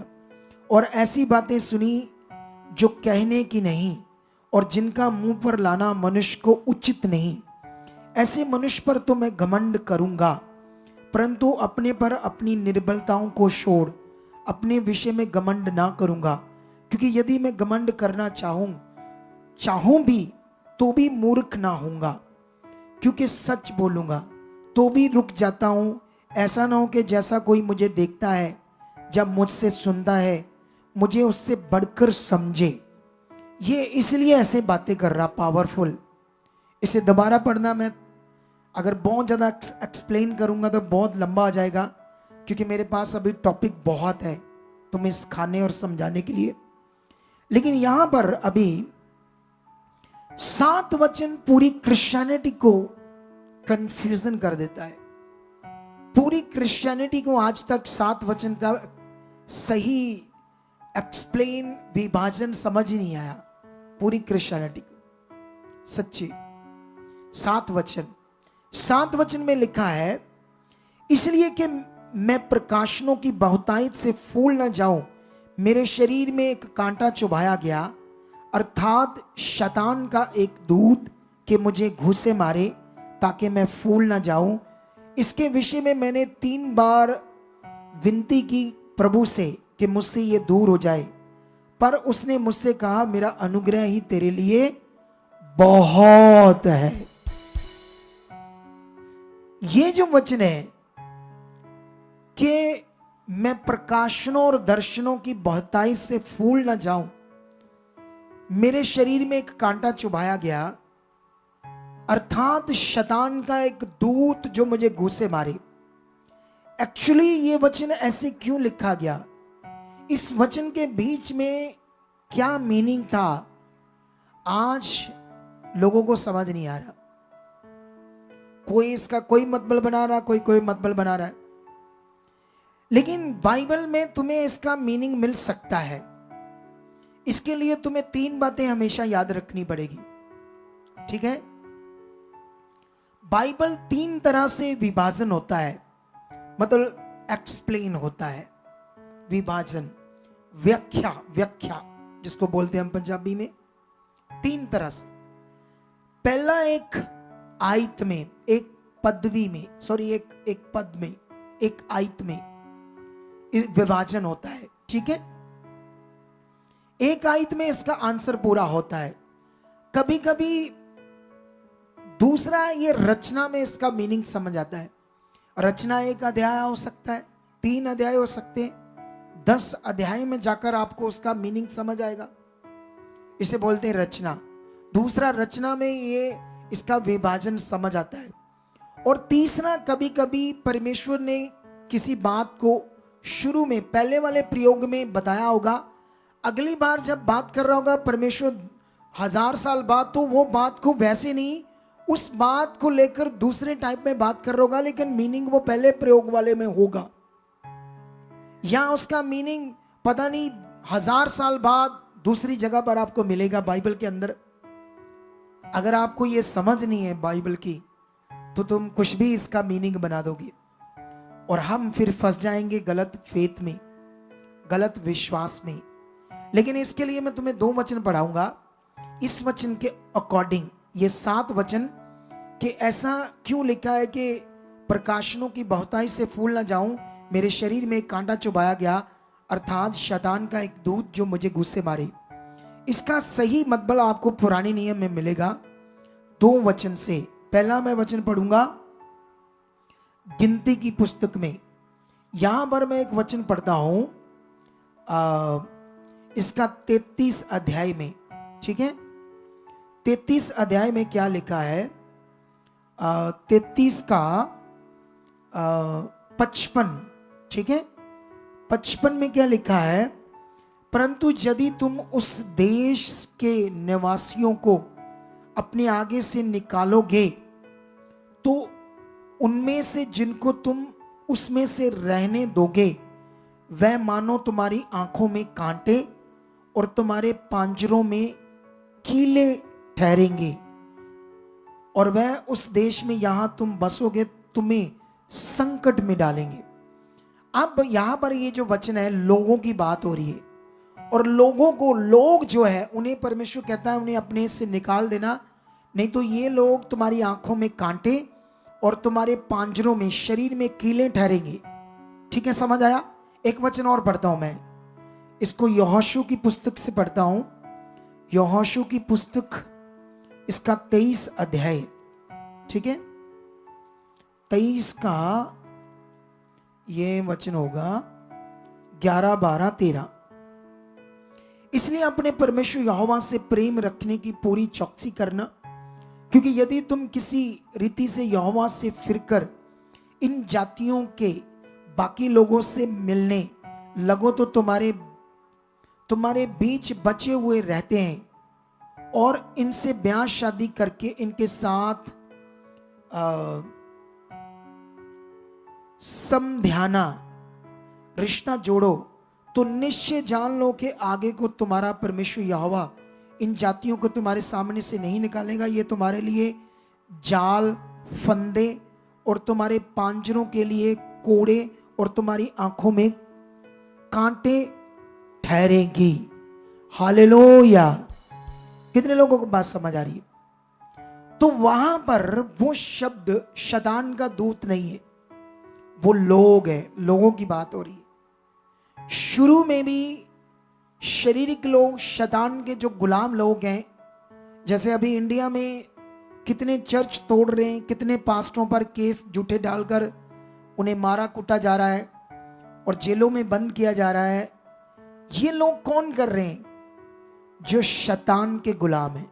और हमारे लोगों के लिए ये लोग क्या है? कांटे, कीले कांटे, ऐसे करके ये बात परमेश्वर वचन में कर रही। तो प्रेरित पौल भी कह रहा है, कुछ ऐसे लोग उसके सामने खड़े हो रहे थे जो कील कांटे की तरह थे, शैतान नहीं था। अगर आपको ये सही से विभाजन नहीं पता बाइबल के वचनों का, तो तुम अगर सोचो अच्छा प्रेरित पौल को शैतान ने नहीं छोड़ा, उसको घुसे मारता रहा, शैतान उसके पीछे लगा रहा, तो मैं क्या हूं, मैं क्या हूं, मैं तो कुछ भी नहीं हूं, मेरी जिंदगी तो क्या है, कुछ भी नहीं है, तो आपका विश्वास गलत हो जाएगा। आप खुश हो खास। हालेलुया। इसीलिए हमें सही से वचन की समझ होनी चाहिए। तुम खुदा के लिए बड़ी प्रीशियस चीज हो, बड़ी खास चीज हो। ये बात को सीखो, याद रखो। लेकिन जो लोग तुम्हारे लिए कांटे कीले ठहर रहे हैं, वो दुष्ट के लोग हैं, उनको मत देखो, बढ़ते जाओ, वो हट जाएंगे तुम्हारे सामने से। इसीलिए परमेश्वर ने उसे कहा, 3 बार उसने विनती की कि ये लोग हटाओ मेरे सामने से, मुझे परेशान करते। उसने कहा चिंता मत कर, तेरे ऊपर जो मेरा अनुग्रह है वो बहुत है। हालेलुया। इन लोगों की चिंता मत कर, मेरा अनुग्रह तुम्हारे लिए बहुत। तो इसीलिए ये वचन को आप लोगों ने समझना होगा। और मैं अभी आपको एक और बड़ा वचन समझाने वाला हूं आज। इसमें काफी सारी थोड़ी सी टीचिंग है। ये टीचिंग मैं चाहता हूं 10-15 मिनट में खत्म कर दूं इस वचन की, ताकि तुम्हें सही से समझ आए इस वचन का मीनिंग। इसमें कई सारी बातें हैं, ये मैं तुम्हें शायद ये बताना क्यों जरूरी है आज, क्योंकि इसका मतलब मैं तुम्हें बाद में समझाता हूं, पहले इसकी टीचिंग देता हूं। हम मत्ती में जाएंगे और उसका 27 अध्याय पढ़कर एक वचन सीखेंगे। मत्ती 27 का 46 यहां पर क्या लिखा है? 46 में लिखा, तीसरे पहर के निकट यीशु ने बड़े शब्द से पुकार कर कहा, एली एली लमा सबक्तनी, अर्थात हे मेरे परमेश्वर, हे मेरे परमेश्वर, तूने मुझे क्यों छोड़ दिया है। हालेलुया। कितने लोगों को बात समझ आ रही है आज? पिछले दिनों में एक पंजाब में एक सिख बंदा था, वो क्रिटिसिज्म कर रहा था हमारे लोगों का, ठीक है? तो बाइबल को भी कर रहा था और सेवकों को भी कर रहा था, गलत गलत चीजें बोल रहा था। उसने इस वचन को कोट किया, उसने इस वचन को कहा, तुम उस यीशु के पीछे जाते हो जो यीशु खुद क्रॉस के ऊपर चिक्के मार रहा है, ब्लेम कर रहा है खुदा को, परमेश्वर को चिक्के मार रहा है, ओ पिता, ए पिता मुझे छोड़। ओ जड़ा आप नहीं बचा, वो कह रहा था, तुम्हें क्या बचाएगा, तुम अपना धर्म छोड़कर जा रहे हो। ऐसे वो इस वचन को कोट कर रहा था। हमारे लोगों को गुस्सा आया, विरोध करने लगे हमारे लोग भी, और इस वचन का आंसर देने लगे उससे। और मैंने बड़े बड़े अगुओं को देखा, उसका आंसर गलत दे रहे थे। मुझे पता था इसका आंसर, मैंने सोचा मैं चुप रहूं, इसी में भला है। लेकिन आज इसको और अच्छे से मैं तुम्हें बताऊंगा। इस वचन का मीनिंग तुम्हारे विश्वास के साथ ये बड़ा लिंक करता है ये वचन, लेकिन इसे समझो आज आप लोग अच्छे से। सबसे पहले तुम्हें जब भी कभी तुम किसी भी वचन को विश्वास करो तो तुम्हें दूसरी पत्रियों, दूसरी बुक्स में भी कभी कभी चेक करना पड़ेगा कि ये मेल खाता है या नहीं खाता, ये बात दूसरी जगह पर भी मेल खाती है नहीं खाती, या यीशु मसीह ने ये जो बात की है, यीशु मसीह की और बातें जो उसने बोली है उनके साथ ये बात मैच करती है या नहीं करती, ये भी तुम्हें समझना बड़ा जरूरी है। तो इसलिए मैं तुम्हें 2-3, वैसे तो 8-10 जगह है, कई जगह है, लेकिन मैं इतनी जगह तो तुम्हें पढ़ा नहीं पाऊंगा, तो 2-3 जगह पर मैं तुम्हें पढ़ाऊंगा वचन। इस वचन को लेकर इसके साथ हम इन वचनों को मैच करके देखेंगे क्या ये मैच करता है या नहीं करता। जो यीशु मसीह ने कहा है, हे मेरे परमेश्वर, हे मेरे परमेश्वर, तूने मुझे क्यों छोड़ दिया। तो पास्टर कहते हैं, हमारे लोग कहते हैं कि यीशु के ऊपर पापों को लाद दिया था, है ना, सारे पाप उसने उठाए थे, तो बहुत पाप थे उसके ऊपर सारे जगत के, तो इसलिए परमेश्वर ने अपना मुंह दूसरी ओर कर लिया। तो जब उसने मुंह परमेश्वर ने अपना फेर लिया यीशु से, तो यीशु इसलिए ऐसे रोस कर रहा था, हे मेरे परमेश्वर, हे मेरे परमेश्वर, तूने मुझे क्यों छोड़ दिया। तो वो भी फिर बंदा ठीक ही कह रहा था। अगर हमारे बंदे ऐसे कहते हैं, गलत क्या है, वो तो फिर सही कह रहा था, बोलो। इसलिए हमारे लोगों को स्ट्रॉन्ग जवाब देना होगा लोगों को, और स्ट्रॉन्ग जवाब के लिए हमें आत्मा में आना पड़ेगा, दीन बनना पड़ेगा, नम्र बनना पड़ेगा, लालच छोड़ना पड़ेगा चीजों का, पैसों का, महिमा, घमंड। अरे मैं हजारों लोगों की मिनिस्ट्री है, अगर इसको कंपैरिजन करोगे ना मिनिस्ट्रियों से, तो लगभग ये 3रे नंबर पर मिनिस्ट्री आती है पंजाब में, लगभग। और मैंने देखा है किसी पास्टर के पास 500 बंदा है ना, तो 10 बाउंसर है उसके पास, मेरे पास एक भी नहीं। बोलो, एक भी बाउंसर नहीं है मेरे पास, उसके पास 10 बाउंसर है, ऐसे चलता है जैसे पता नहीं क्या है। तो क्या परमेश्वर प्रकट करेगा, क्या प्रकट करेगा परमेश्वर। वचन में लिखा था, जहां कहीं तू जाएगा तुम्हारी रक्षा स्वर्गदूत करेंगे, वो करेंगे तुम्हारी रक्षा, क्योंकि परमेश्वर का वचन कभी बदलेगा नहीं। हालेलुया। चलो आओ तुम्हें मैं समझाता हूं। यहां से 2-3 वचन पढ़ते हैं जल्दी जल्दी, हम इसका मीनिंग समझने के लिए। हम यूहन्ना की बुक में जाएंगे, ठीक है। वहां पर क्या लिखा यूहन्ना की बुक में, यूहन्ना चैप्टर 16 में 32 में लिखा, यीशु के ये शब्द अपने मुंह से चेलों के साथ जब वो डिस्कशन कर रहा था यीशु, तब के ये शब्द है। यीशु कहता, देखो वह घड़ी आती है, वरन आज पहुंची है, कि तुम सब तितर बितर होकर अपना अपना मार्ग लोगे और मुझे अकेला छोड़ देगे, तो भी मैं अकेला नहीं, क्योंकि पिता मेरे साथ है। तुम सब छोड़ दोगे लेकिन पिता मुझे नहीं छोड़ेगा। यीशु मसीह ने ऐसे कहा एक स्टेटमेंट में, ठीक है। दूसरी जगह से पढ़ते हैं, इसी का 10 अध्याय पढ़ते हैं, क्या लिखा है इसके 10 अध्याय में। 10 में ऐसे लिखा है, 10 की 30 में लिखा, मैं और पिता एक हैं। यीशु कहता, मैं और पिता एक हैं, एक हैं, अलग अलग नहीं है, एक ही है हम, ठीक है। अभी इसका मत्ती का एक और वचन पढ़ते हैं हम लोग, ठीक है। मत्ती 26 में जाएंगे, वहां पर आपके लिए एक वचन पढ़ेंगे। हाँ, ये ऐसे हैं वचन, 26 का 53 वचन है ये। 26 अध्याय 53 ऐसे लिखा, क्या तुम नहीं जानते कि मैं अपने पिता से विनती कर सकता हूं और वह स्वर्गदूतों की 12 पलटन से अधिक मेरे पास अभी उपस्थित कर देगा। फिर उसने कहा, परंतु पवित्र शास्त्र की वह बातें जब यीशु मसीह को यहूदा इस्करियोती पकड़वा देता है, तो यीशु मसीह को राजे की सेना पकड़ लेती है, डांगे तलवारें लेकर। तो यीशु के चेले उनकी तलवार छीन कर उनसे लड़ना शुरू कर देते हैं और एक सिपाही के कान काट देता है पतरस। युद्ध हो जाता है उनके बीच में। लेकिन यीशु मसीह ने उन्हें कहा, अपनी तलवार को म्यान में रखो, तुम जानते नहीं मैं अभी बात करूंगा अपने पिता से। तो 12 पलटन स्वर्गदूत अभी यहां हाजिर हो जाएंगे। 12 पलटन उस समय की जो सेना, राजा की सेना थी ना, उसमें एक पलटन में 6000 सिपाही होते थे।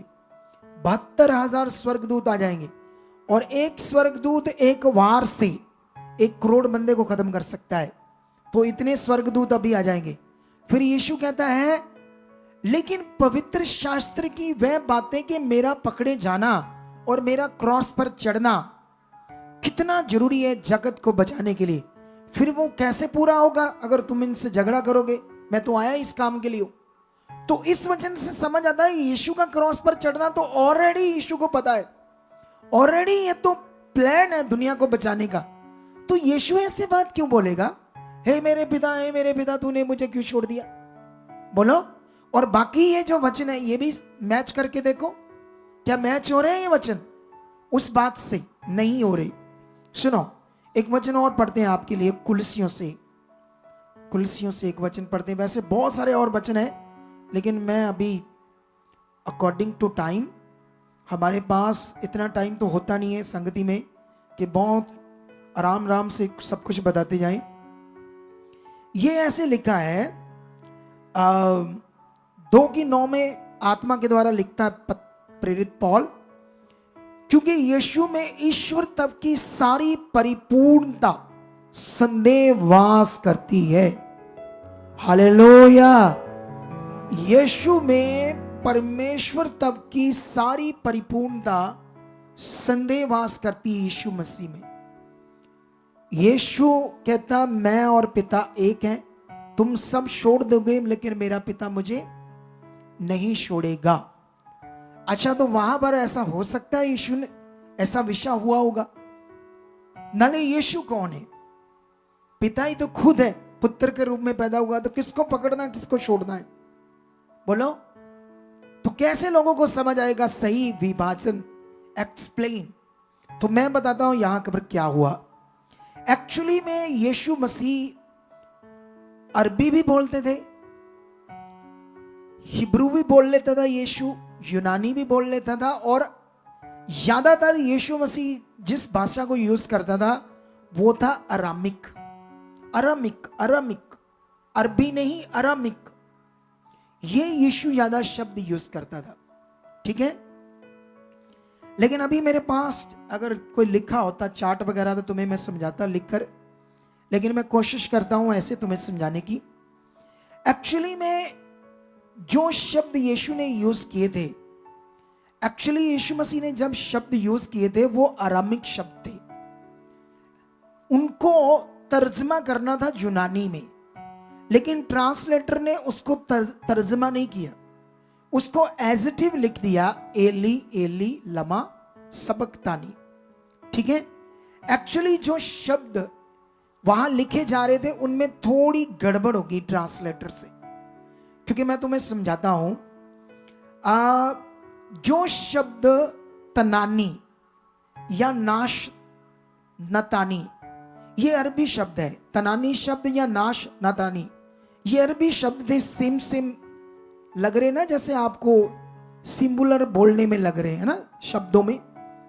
तनानी या नाश नतानी ये अरबी शब्द है जिनका मतलब था छोड़ देना या भूल जाना, इन शब्दों का ये मतलब था। लेकिन जिस शब्द को यीशु ने यूज किया था वो था वहां लमा लिखा, लेकिन वो शब्द था लमाना। लमाना का अर्थ था इसी उद्देश्य के लिए रखा। एली शब्द का अर्थ था हे मेरे परमेश्वर। शबक शब्द का अर्थ था बचाना, रखना या सुरक्षित रखना। लेकिन इन शब्दों का मतलब था जो यीशु ने शब्द यूज किए थे वो गड़बड़ होगी ट्रांसलेटर में। यीशु मसीह ने जो शब्द यूज किए थे वो एली शब्द यूज किया था, लमाना भी यूज किया था, शबक शब्द भी यूज किया था। शबक शब्द का अर्थ था, ये अरमिक शब्द था जिसका मतलब था बचाना, रखना या सुरक्षित रखना। तो जो यीशु मसीह ने आयत यूज की थी अपने मुंह से वो ये थी, हे मेरे परमेश्वर तूने मुझे इसी उद्देश्य के लिए रखा था, आज वो उद्देश्य पूरा हुआ। मेरी कुर्बानी से आज वो दिन क्या हुआ, वो काम क्या हुआ, पूरा हुआ।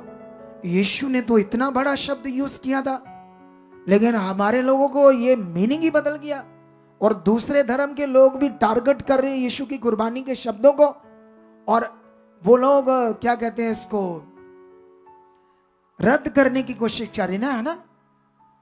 तो ये बात को सीखो। इसीलिए मैंने ये आज आपको टीचिंग दी कि सही ज्ञान ही आपको जीवन देगा। सही ज्ञान से ही आपको समझ आएगी। जैसे दुनिया में बड़ा ज्ञान है, बोलो, कोई किसी बाबा के पीछे लगा है, किसी डेरे में लगा है, क्योंकि उनके दिमाग में कुछ बैठ गया। अब जो बैठ गया है क्या नहीं है, वो बैठ गया है, अब उसमें वो सेट हो गई। उनको निकालना बड़ा कठिन है। जानते हो कैसे बच सकते हैं? हमारी प्रार्थनाओं से। अगर तुम कंटिन्यू प्रार्थना कर रहे अपने गांव के लिए, अपने शहर के लिए, परमेश्वर ये बचाए जा चुके, सारी नेगेटिविटी हट चुकी, ये लोग बचा जाए। यही एकमात्र तरीका है दुनिया को बचाने का। अगर तुम्हें समझ आ गई कि मैं बच गया हूं, अगर तुम्हें समझ आ गई है कि मेरा जीवन बचाया जा चुका है, हालेलुया। कितने लोगों को आज समझ आ रही है हमारा विश्वास कितना बड़ा विषय है, हमारा परमेश्वर के साथ चलना कितना बड़ा विषय है। आप जानते हो हम छोटी छोटी बातों में नाराज हो जाते हैं, छोटी छोटी बातों में हमारा झगड़ा हो जाता है। इधर सेवा करने वाले बच्चों के बीच में भी कुछ बातें आगे पीछे हो जाएंगी, क्योंकि शरीर सही से समझा नहीं, सही से पकड़ा नहीं मैं क्या हूं, मसीह में मैं कौन हूं, मुझे क्यों चुना गया है, मेरा मकसद क्या है। क्योंकि ये मकसद ये हमारे लिए एक कीमती विषय, हम सबके लिए, हालेलुया। जीवन हमारे लिए कीमती विषय, हम सबके लिए। और अगर तुम लोगों को इसकी समझ नहीं है कैसे परमेश्वर के साथ चलना है, क्या रोज प्रैक्टिकल करना है, क्या फेथ करना है, परमेश्वर की इच्छा क्या है, वो तुम्हारे लिए क्या चाहता है, उसने तुम्हारे लिए क्या रखा है, हालेलुया। ऊंचा बोलो हालेलुया, और ऊंचा बोलो हालेलुया। सुनो दे, देखो ध्यान से। सबसे पहले तुम्हें यह पता होना चाहिए परमेश्वर की इच्छा मेरे लिए क्या है, उसने मेरे लिए क्या रखा है। यीशु मसीह की कुर्बानी तुम्हारे अंदर दिमाग में रहनी चाहिए कॉन्टिन्यू। जैसे तुम्हारे अंदर लालच रहता है ना चीजों का, कॉन्टिन्यू, या कोई दूसरा विषय आपके अंदर रहता है, किसी को जॉब चाहिए, job job job job job, रात दिन जॉब जॉब जॉब जॉब। बोलो, इतना जॉब में दिमाग, अगर इतना जॉब में दिमाग है तो जॉब ऐसे नहीं आएगी। अगर परमेश्वर की वो बात दिमाग में है, वो विषय दिमाग में, तो जॉब भी आ जाएगी। क्योंकि यीशु मसीह ने कहा था किसी बात की चिंता मत करो, ना जॉब की, ना पैसे की, ना चीजों की। सबसे पहले तुम परमेश्वर के राज्य और उसकी धार्मिकता की खोज करो, तो ये चीजें तुम्हारे पीछे आ जाएंगी। उसने राइट टीच कर दिया था कि तुम्हारे पीछे चीजें आएगी कैसे, तुम्हें चीजें मिलेंगी कैसे। लेकिन हम लोग क्या करते हैं, हम परमेश्वर की बात के पीछे नहीं लगते। अगर यीशु की कुर्बानी, यीशु क्यों मरा, क्रॉस पर चढ़ा, तीसरे दिन मुर्दों में जिंदा हुआ। क्यों उसके शरीर पर इतने कील ठोके गए? क्यों इतनी तकलीफ भरी मौत उसने अपने ऊपर ली? अगर तुम्हारे अंदर ये दिमाग में बैठा है अच्छे से, तो फिर पिक्चर क्लियर है, फिर विश्वास क्लियर है, और वो विश्वास अब परमेश्वर के ऊपर काम कर रहा है, कंटिन्यू कर रहा है, और उसका रिजल्ट आना है। हमारे दिमाग में ये अच्छे से नहीं बैठा, हमारे दिमाग में कुछ और बैठ गया है। अभी मैं ये बात आपको बताना चाहता हूं, ये मैं टीचिंग क्यों दे रहा हूं, तुम्हें बढ़ना होगा, क्योंकि ये मेरे अकेले का काम नहीं है। तुम्हें परमेश्वर ने चुना है मेरे साथ, तुम प्लान में शामिल हो। खुदा का जो प्लान है उसमें तुम सारे शामिल हो मेरे साथ। अब तुम मेरे साथ शामिल हो तो तुम्हें क्या करना है? सुनो, क्रिश्चियनिटी में जैसे अभी अमृतसर में ना एक सत्संग हुआ, किसी पास्टर का क्रूसेड हुआ।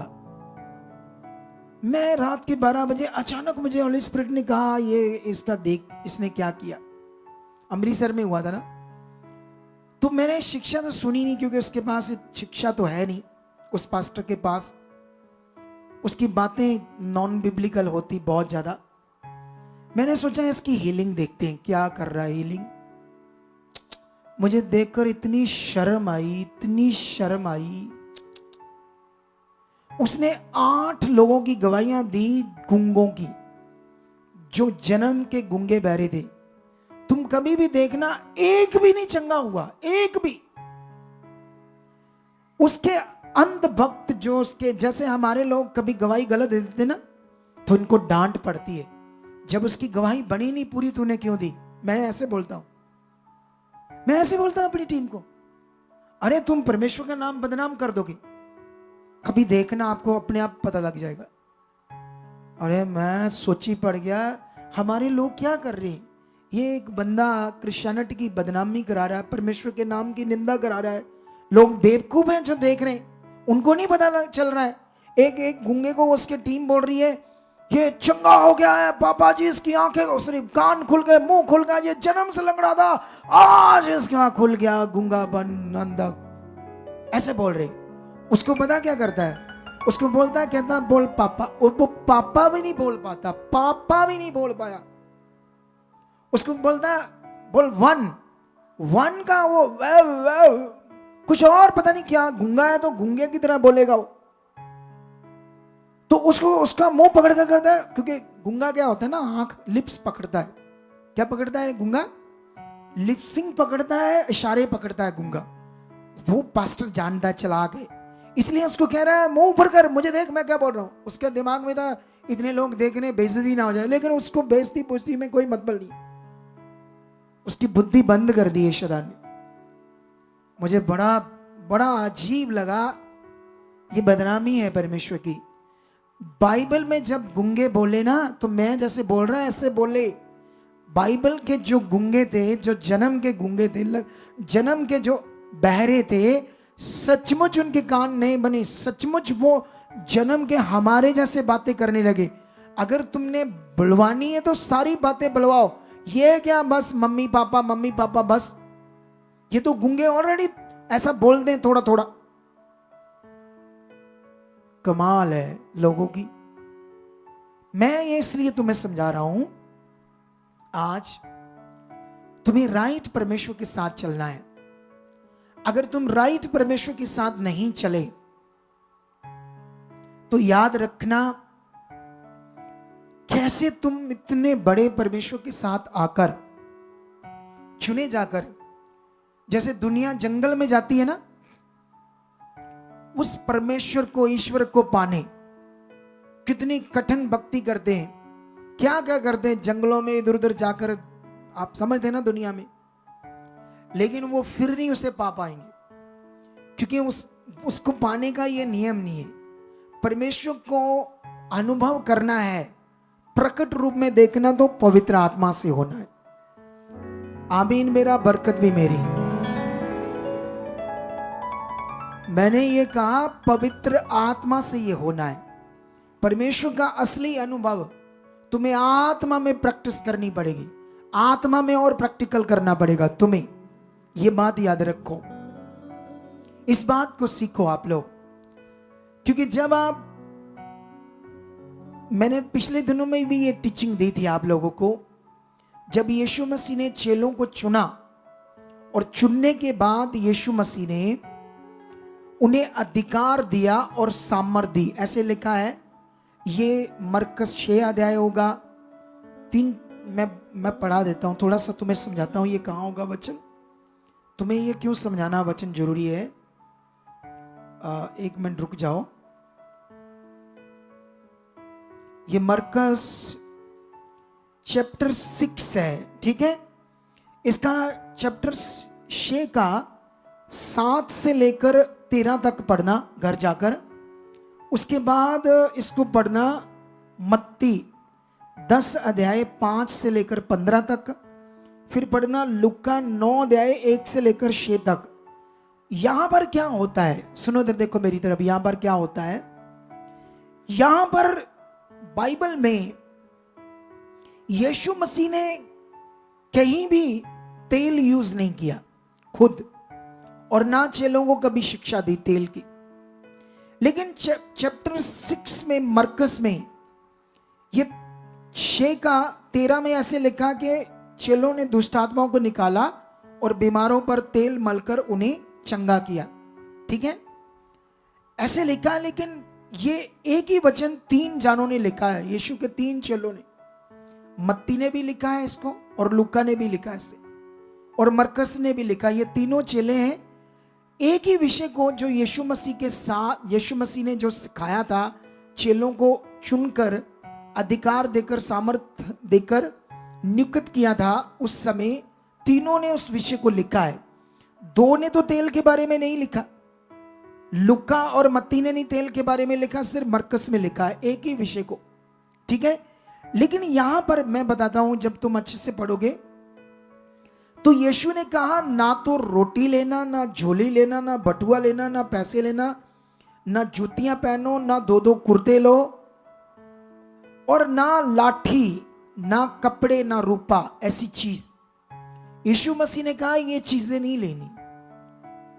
बोलो, यीशु मसीह ने कहा ना लाठी, ना, अगर दूसरी जगह है, यहां लाठी शब्द नहीं आएगा तो दूसरी जगह पर आ जाएगा। वहां पर ऐसे लिखा, ना लाठी, ना रोटी, ना कपड़े, ना झोली। झोली मतलब बैग जिसमें चीजें रख सकते हैं।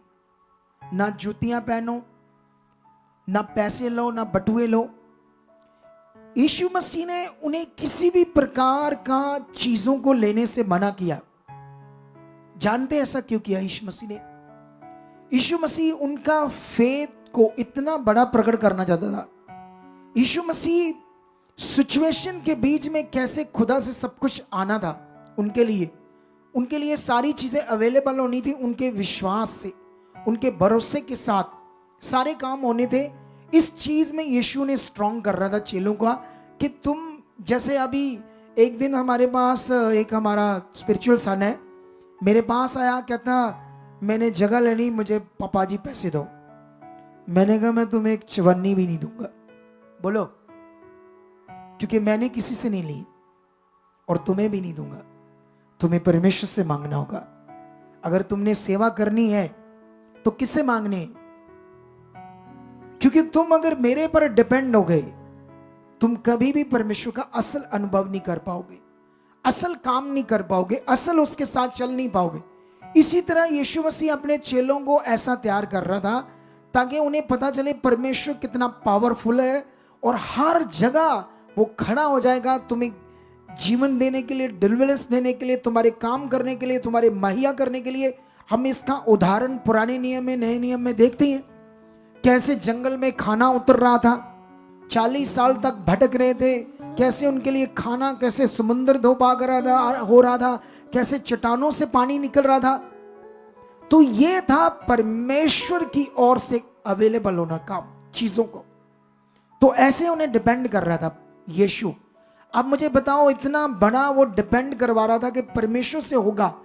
लाठी इसलिए रखती थी कि जानवर कोई आपके ऊपर अटैक करेगा तो लाठी से उसका सामना करके बच जाओगे। तो यीशु ने तो वो भी मना कर दिया, परमेश्वर वहां तुम्हें बचाएगा।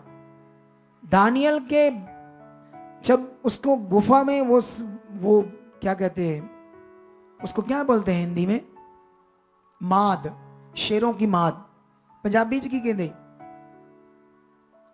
हमें अब पंजाबी बोल रही है, पंजाबी बंदों को है, उसको पंजाबी में क्या कहते हैं? माद को गुफा नहीं कहते, गुफा और होती है,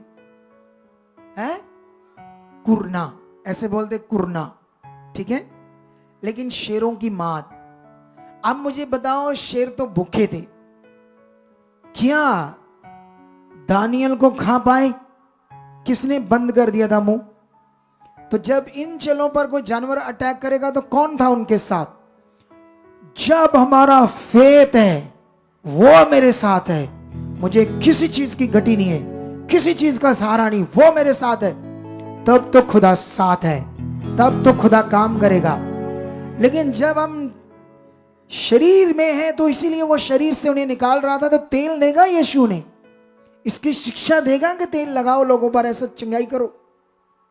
तो ये ट्रांसलेटर की गड़बड़ है। और आज इसमें लोग जानते कितने ज्यादा मन के रोगी हो रहे, मन है ना, जो मैं शिक्षा दे रहा था ये संडे, मन की गुलामी, मन के रोगी, इन चीजों के, मटीरियलिस्ट चीजों के रोगी हो रहे। उन्हें राइट फेथ की अंडरस्टैंडिंग नहीं है, फेथ को कैसे भरोसे के साथ करना है परमेश्वर के साथ, ये अंडरस्टैंडिंग नहीं है। ओनाइंडिंग मस्सा, आप जानते हैं ये जो ओनाइंडिंग शब्द है या ओनाइंड शब्द है, ओनाइंड शब्द का एक सुनेनियम शब्द है ओपाइंट, ये शब्द है एक। इन सुनेनियम शब्दों को तुम्हें समझना होगा। अगर तुम समझोगे नहीं परमेश्वर के वचन को तो तुम कैसे राइट चल सकोगे। तो इसलिए ये मैं आज टीचिंग देता हूं तुम्हें। इस समय पवित्र आत्मा का प्रबंध है, सारे काम तुम्हारे अंदर होकर कौन करेगा? हॉली स्पिरिट करेगा। तुम्हें किसी मटेरियल की जरूरत नहीं है, तुम्हें इसमें प्रैक्टिस ज्यादा करने की जरूरत है। ये टीचिंग क्यों देना लोगों को जरूरी है? क्योंकि लोग पवित्र आत्मा के बारे में इतना नहीं ध्यान देते। पवित्र आत्मा का दान पाना इतना बड़ा विषय है, इतना पावरफुल विषय है। चेलों को तो समझ आ गया, उन्होंने इतनी ताकत को प्रकट कर दिया, लेकिन हम लोग अभी समझ नहीं पा रहे अच्छे से। इसीलिए तुम्हें समझना क्या है बड़ा जरूरी है। तो ये सारी टीचिंग के बाद मेरा मेन विषय था सही ज्ञान ही जो हमारा कीमती विषय है, हमारा जीवन वो राइट हम जीकर स्वर्ग में प्रवेश करेंगे और पृथ्वी पर भी ब्लेस जिंदगी जी पाएंगे। हालेलुया। तो मैं विश्वास करता हूं इस वचन के द्वारा आप लोग सीख चुके हो क्या करना है। और आज याद रखना प्रभु भोज है और आने वाले संडे में भी प्रभु भोज है। प्रभु भोज एक बहुत बड़ा विषय है। इसके लिए भी तुम्हें राइट तुम्हारे अंदर अंडरस्टैंडिंग होनी क्या है। जरूरी है कि हम प्रभु भोज क्यों लेते हैं। प्रभु भोज यीशु मसीह ने अपने चेलों को कहा था, जब वो फसह खा रहे थे, उसने रोटी ली, तोड़ी, चेलों को कहा खाओ ये मेरी देह है, और फिर प्याला लिया, जूस लिया, दाखरस अंगूरों का रस, और कहा ऐसे पियो, ये नए नियम की वो वाचा का लहू होगा जो सारे जगत के लिए बहाया जाएगा, इसे भी पियो। ठीक है, सुनो तो देखो। और ये दोनों बातों को उसने कहा जब तक मैं नहीं आता इसे तुम करते रहना, ठीक है, मेरी यादगिरी के लिए करते रहना। अब हम जब भी चर्च के अंदर प्रभु भोज होता है, तुम्हारा इसके लिए विश्वास क्या है, तुम्हारी समझ क्या है इसके विषय में? ऊंचा बोलो हालेलुया, ऊंचा। तुम्हारी इसके विषय में समझ क्या है? सुनो तो देखो ध्यान से। इसके विषय में तुम्हें क्या करना है? तुम जानते हो, हमें समझ आ गई कि हम पापी थे, हम पाप से जन्मे, हम शैतान के गुलाम थे, हम शैतान की इच्छा पूरी कर रहे थे, हम पाप कर रहे थे, गलत चीजें कर रहे थे, और वो पाप हमारे लिए मौत थी। वो गलत जीवन था जो शैतान ने हमें दिया था, सारे संसार को उसने दिया है। लेकिन उस गलत जीवन से यीशु मसीह ने अपनी कुर्बानी से हमें छुड़ाया है। अब जब तुमने यीशु मसीह को ग्रहण किया, तो जब भी तुम प्रभु भोज करते हो तो याद रखना यीशु आने वाला है। तो अगर तुम प्रभु भोज करने के टाइम उसे याद नहीं रख रहे कि मुझे उसके साथ जाना है, तो तुम अगर गलत हो तो तुम्हें इस खाने के टाइम याद होना चाहिए। इसीलिए यीशु ने कहा था, कितने लोग तो गलत करते रहते हैं, कितने लोग तो व्यभिचार करते रहते हैं, गलत चीजें करते रहते हैं, गलत चीजें करते रहते हैं, और कभी भी उसे छोड़ने के लिए पश्चाताप नहीं करते, फिर हालातों में रहते हैं, फिर मुश्किलात में रहते हैं, बीमारियों में रहते हैं, परेशानी में रहते हैं, दुखी रहते हैं। लेकिन ये जीवन हमें मिला है, हम परमेश्वर के साथ चल सकें, परमेश्वर की मर्जी पूरी कर सकें। तो इसीलिए तुम्हें ये समझना होगा आज, क्या रेडी हो प्रभु भोज करने के लिए और अपने जीवन को पूरी तरह से पवित्रताई के साथ परमेश्वर के साथ जीने के लिए, उसके वचनों को पूरा करने के लिए, उसकी आज्ञाओं में वफादार बन के उसके साथ चलने के लिए। तो फिर तुम कभी दबाए नहीं जाओगे, तुम्हें फिर ज्योति की तरह परमेश्वर चमकाएगा, तुम्हें ऊपर ऊपर ऊपर ऊपर लेकर जाएगा, आगे आगे आगे लेकर जाएगा। अपने आप की देहों को मारना होगा। आपके अंदर जब भी गंदे विचार उत्पन्न होंगे, परमेश्वर के सामने जाना मेरे लिए नहीं, ये खत्म हो चुके, मैं पवित्र हूं, मैं परमेश्वर की बेटी हूं, मैं बेटा हूं, खुदा ने मुझे चुना है, यीशु मेरे लिए मरा, उसने लहू बहाया, उसने कोड़े खाए, इसलिए नशा मेरी जिंदगी का हिस्सा नहीं है, ये गलत काम मेरी जिंदगी का हिस्सा नहीं है, ये गंदी बातें मेरी जिंदगी का हिस्सा नहीं है, ये वीडियोस गलत जो मेरे सामने आती मेरी जिंदगी का हिस्सा नहीं है, पवित्रता ही मेरा हिस्सा है, परमेश्वर की इच्छा मेरा हिस्सा है, उसके साथ चलना मेरा जीवन है। तो इन बातों को प्रैक्टिकल करना है आप लोगों ने। इसीलिए ये सही ज्ञान समझना क्या है, इस समय पवित्र आत्मा आपके अंदर है, उसे काम करने दो, उसे शोकित मत करो, उसे रोज रोज प्रैक्टिकल करो। थैंक यू पवित्र आत्मा, आप मेरी सोचों में काम कर रहे हो, मुझे चला रहे हो, मैं अपने आप को पूरा देता हूं, अपनी मर्जी नहीं, मेरे मन में काम कर, मेरी सोचों में काम कर। उसे मांगना नहीं, उसके साथ प्रैक्टिस करनी है, फिर आत्मा काम करेगा। 2-4 महीने इसको करके देखना कैसे आगे जाओगे यीशु मसीह के नाम।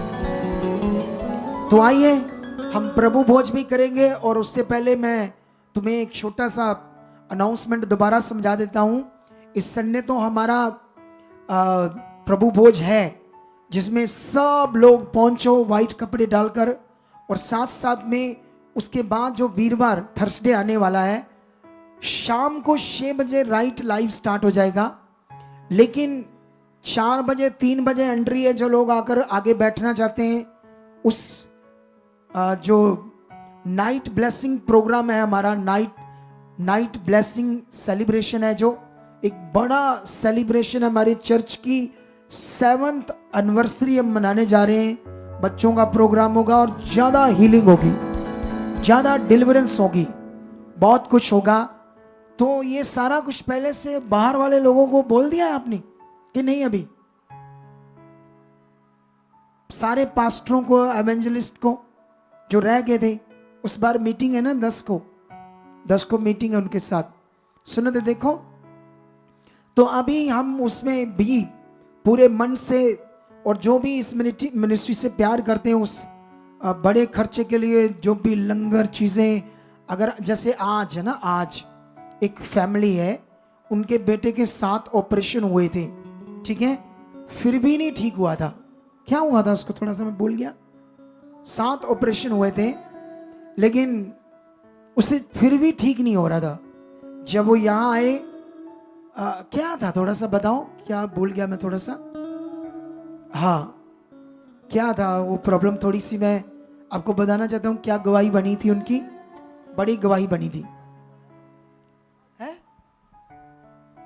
उसकी फूड पाइप नहीं बनी थी, फूड पाइप नहीं बनी थी जी। 7 ऑपरेशन होने के बाद भी वो जी, अच्छे से कुछ नहीं हो रहा और था, पेट से लिक्विड चीजें उसे देते थे। लेकिन परमेश्वर की सामर्थ्य ने काम किया, यस, और वो काम हुआ है। यस।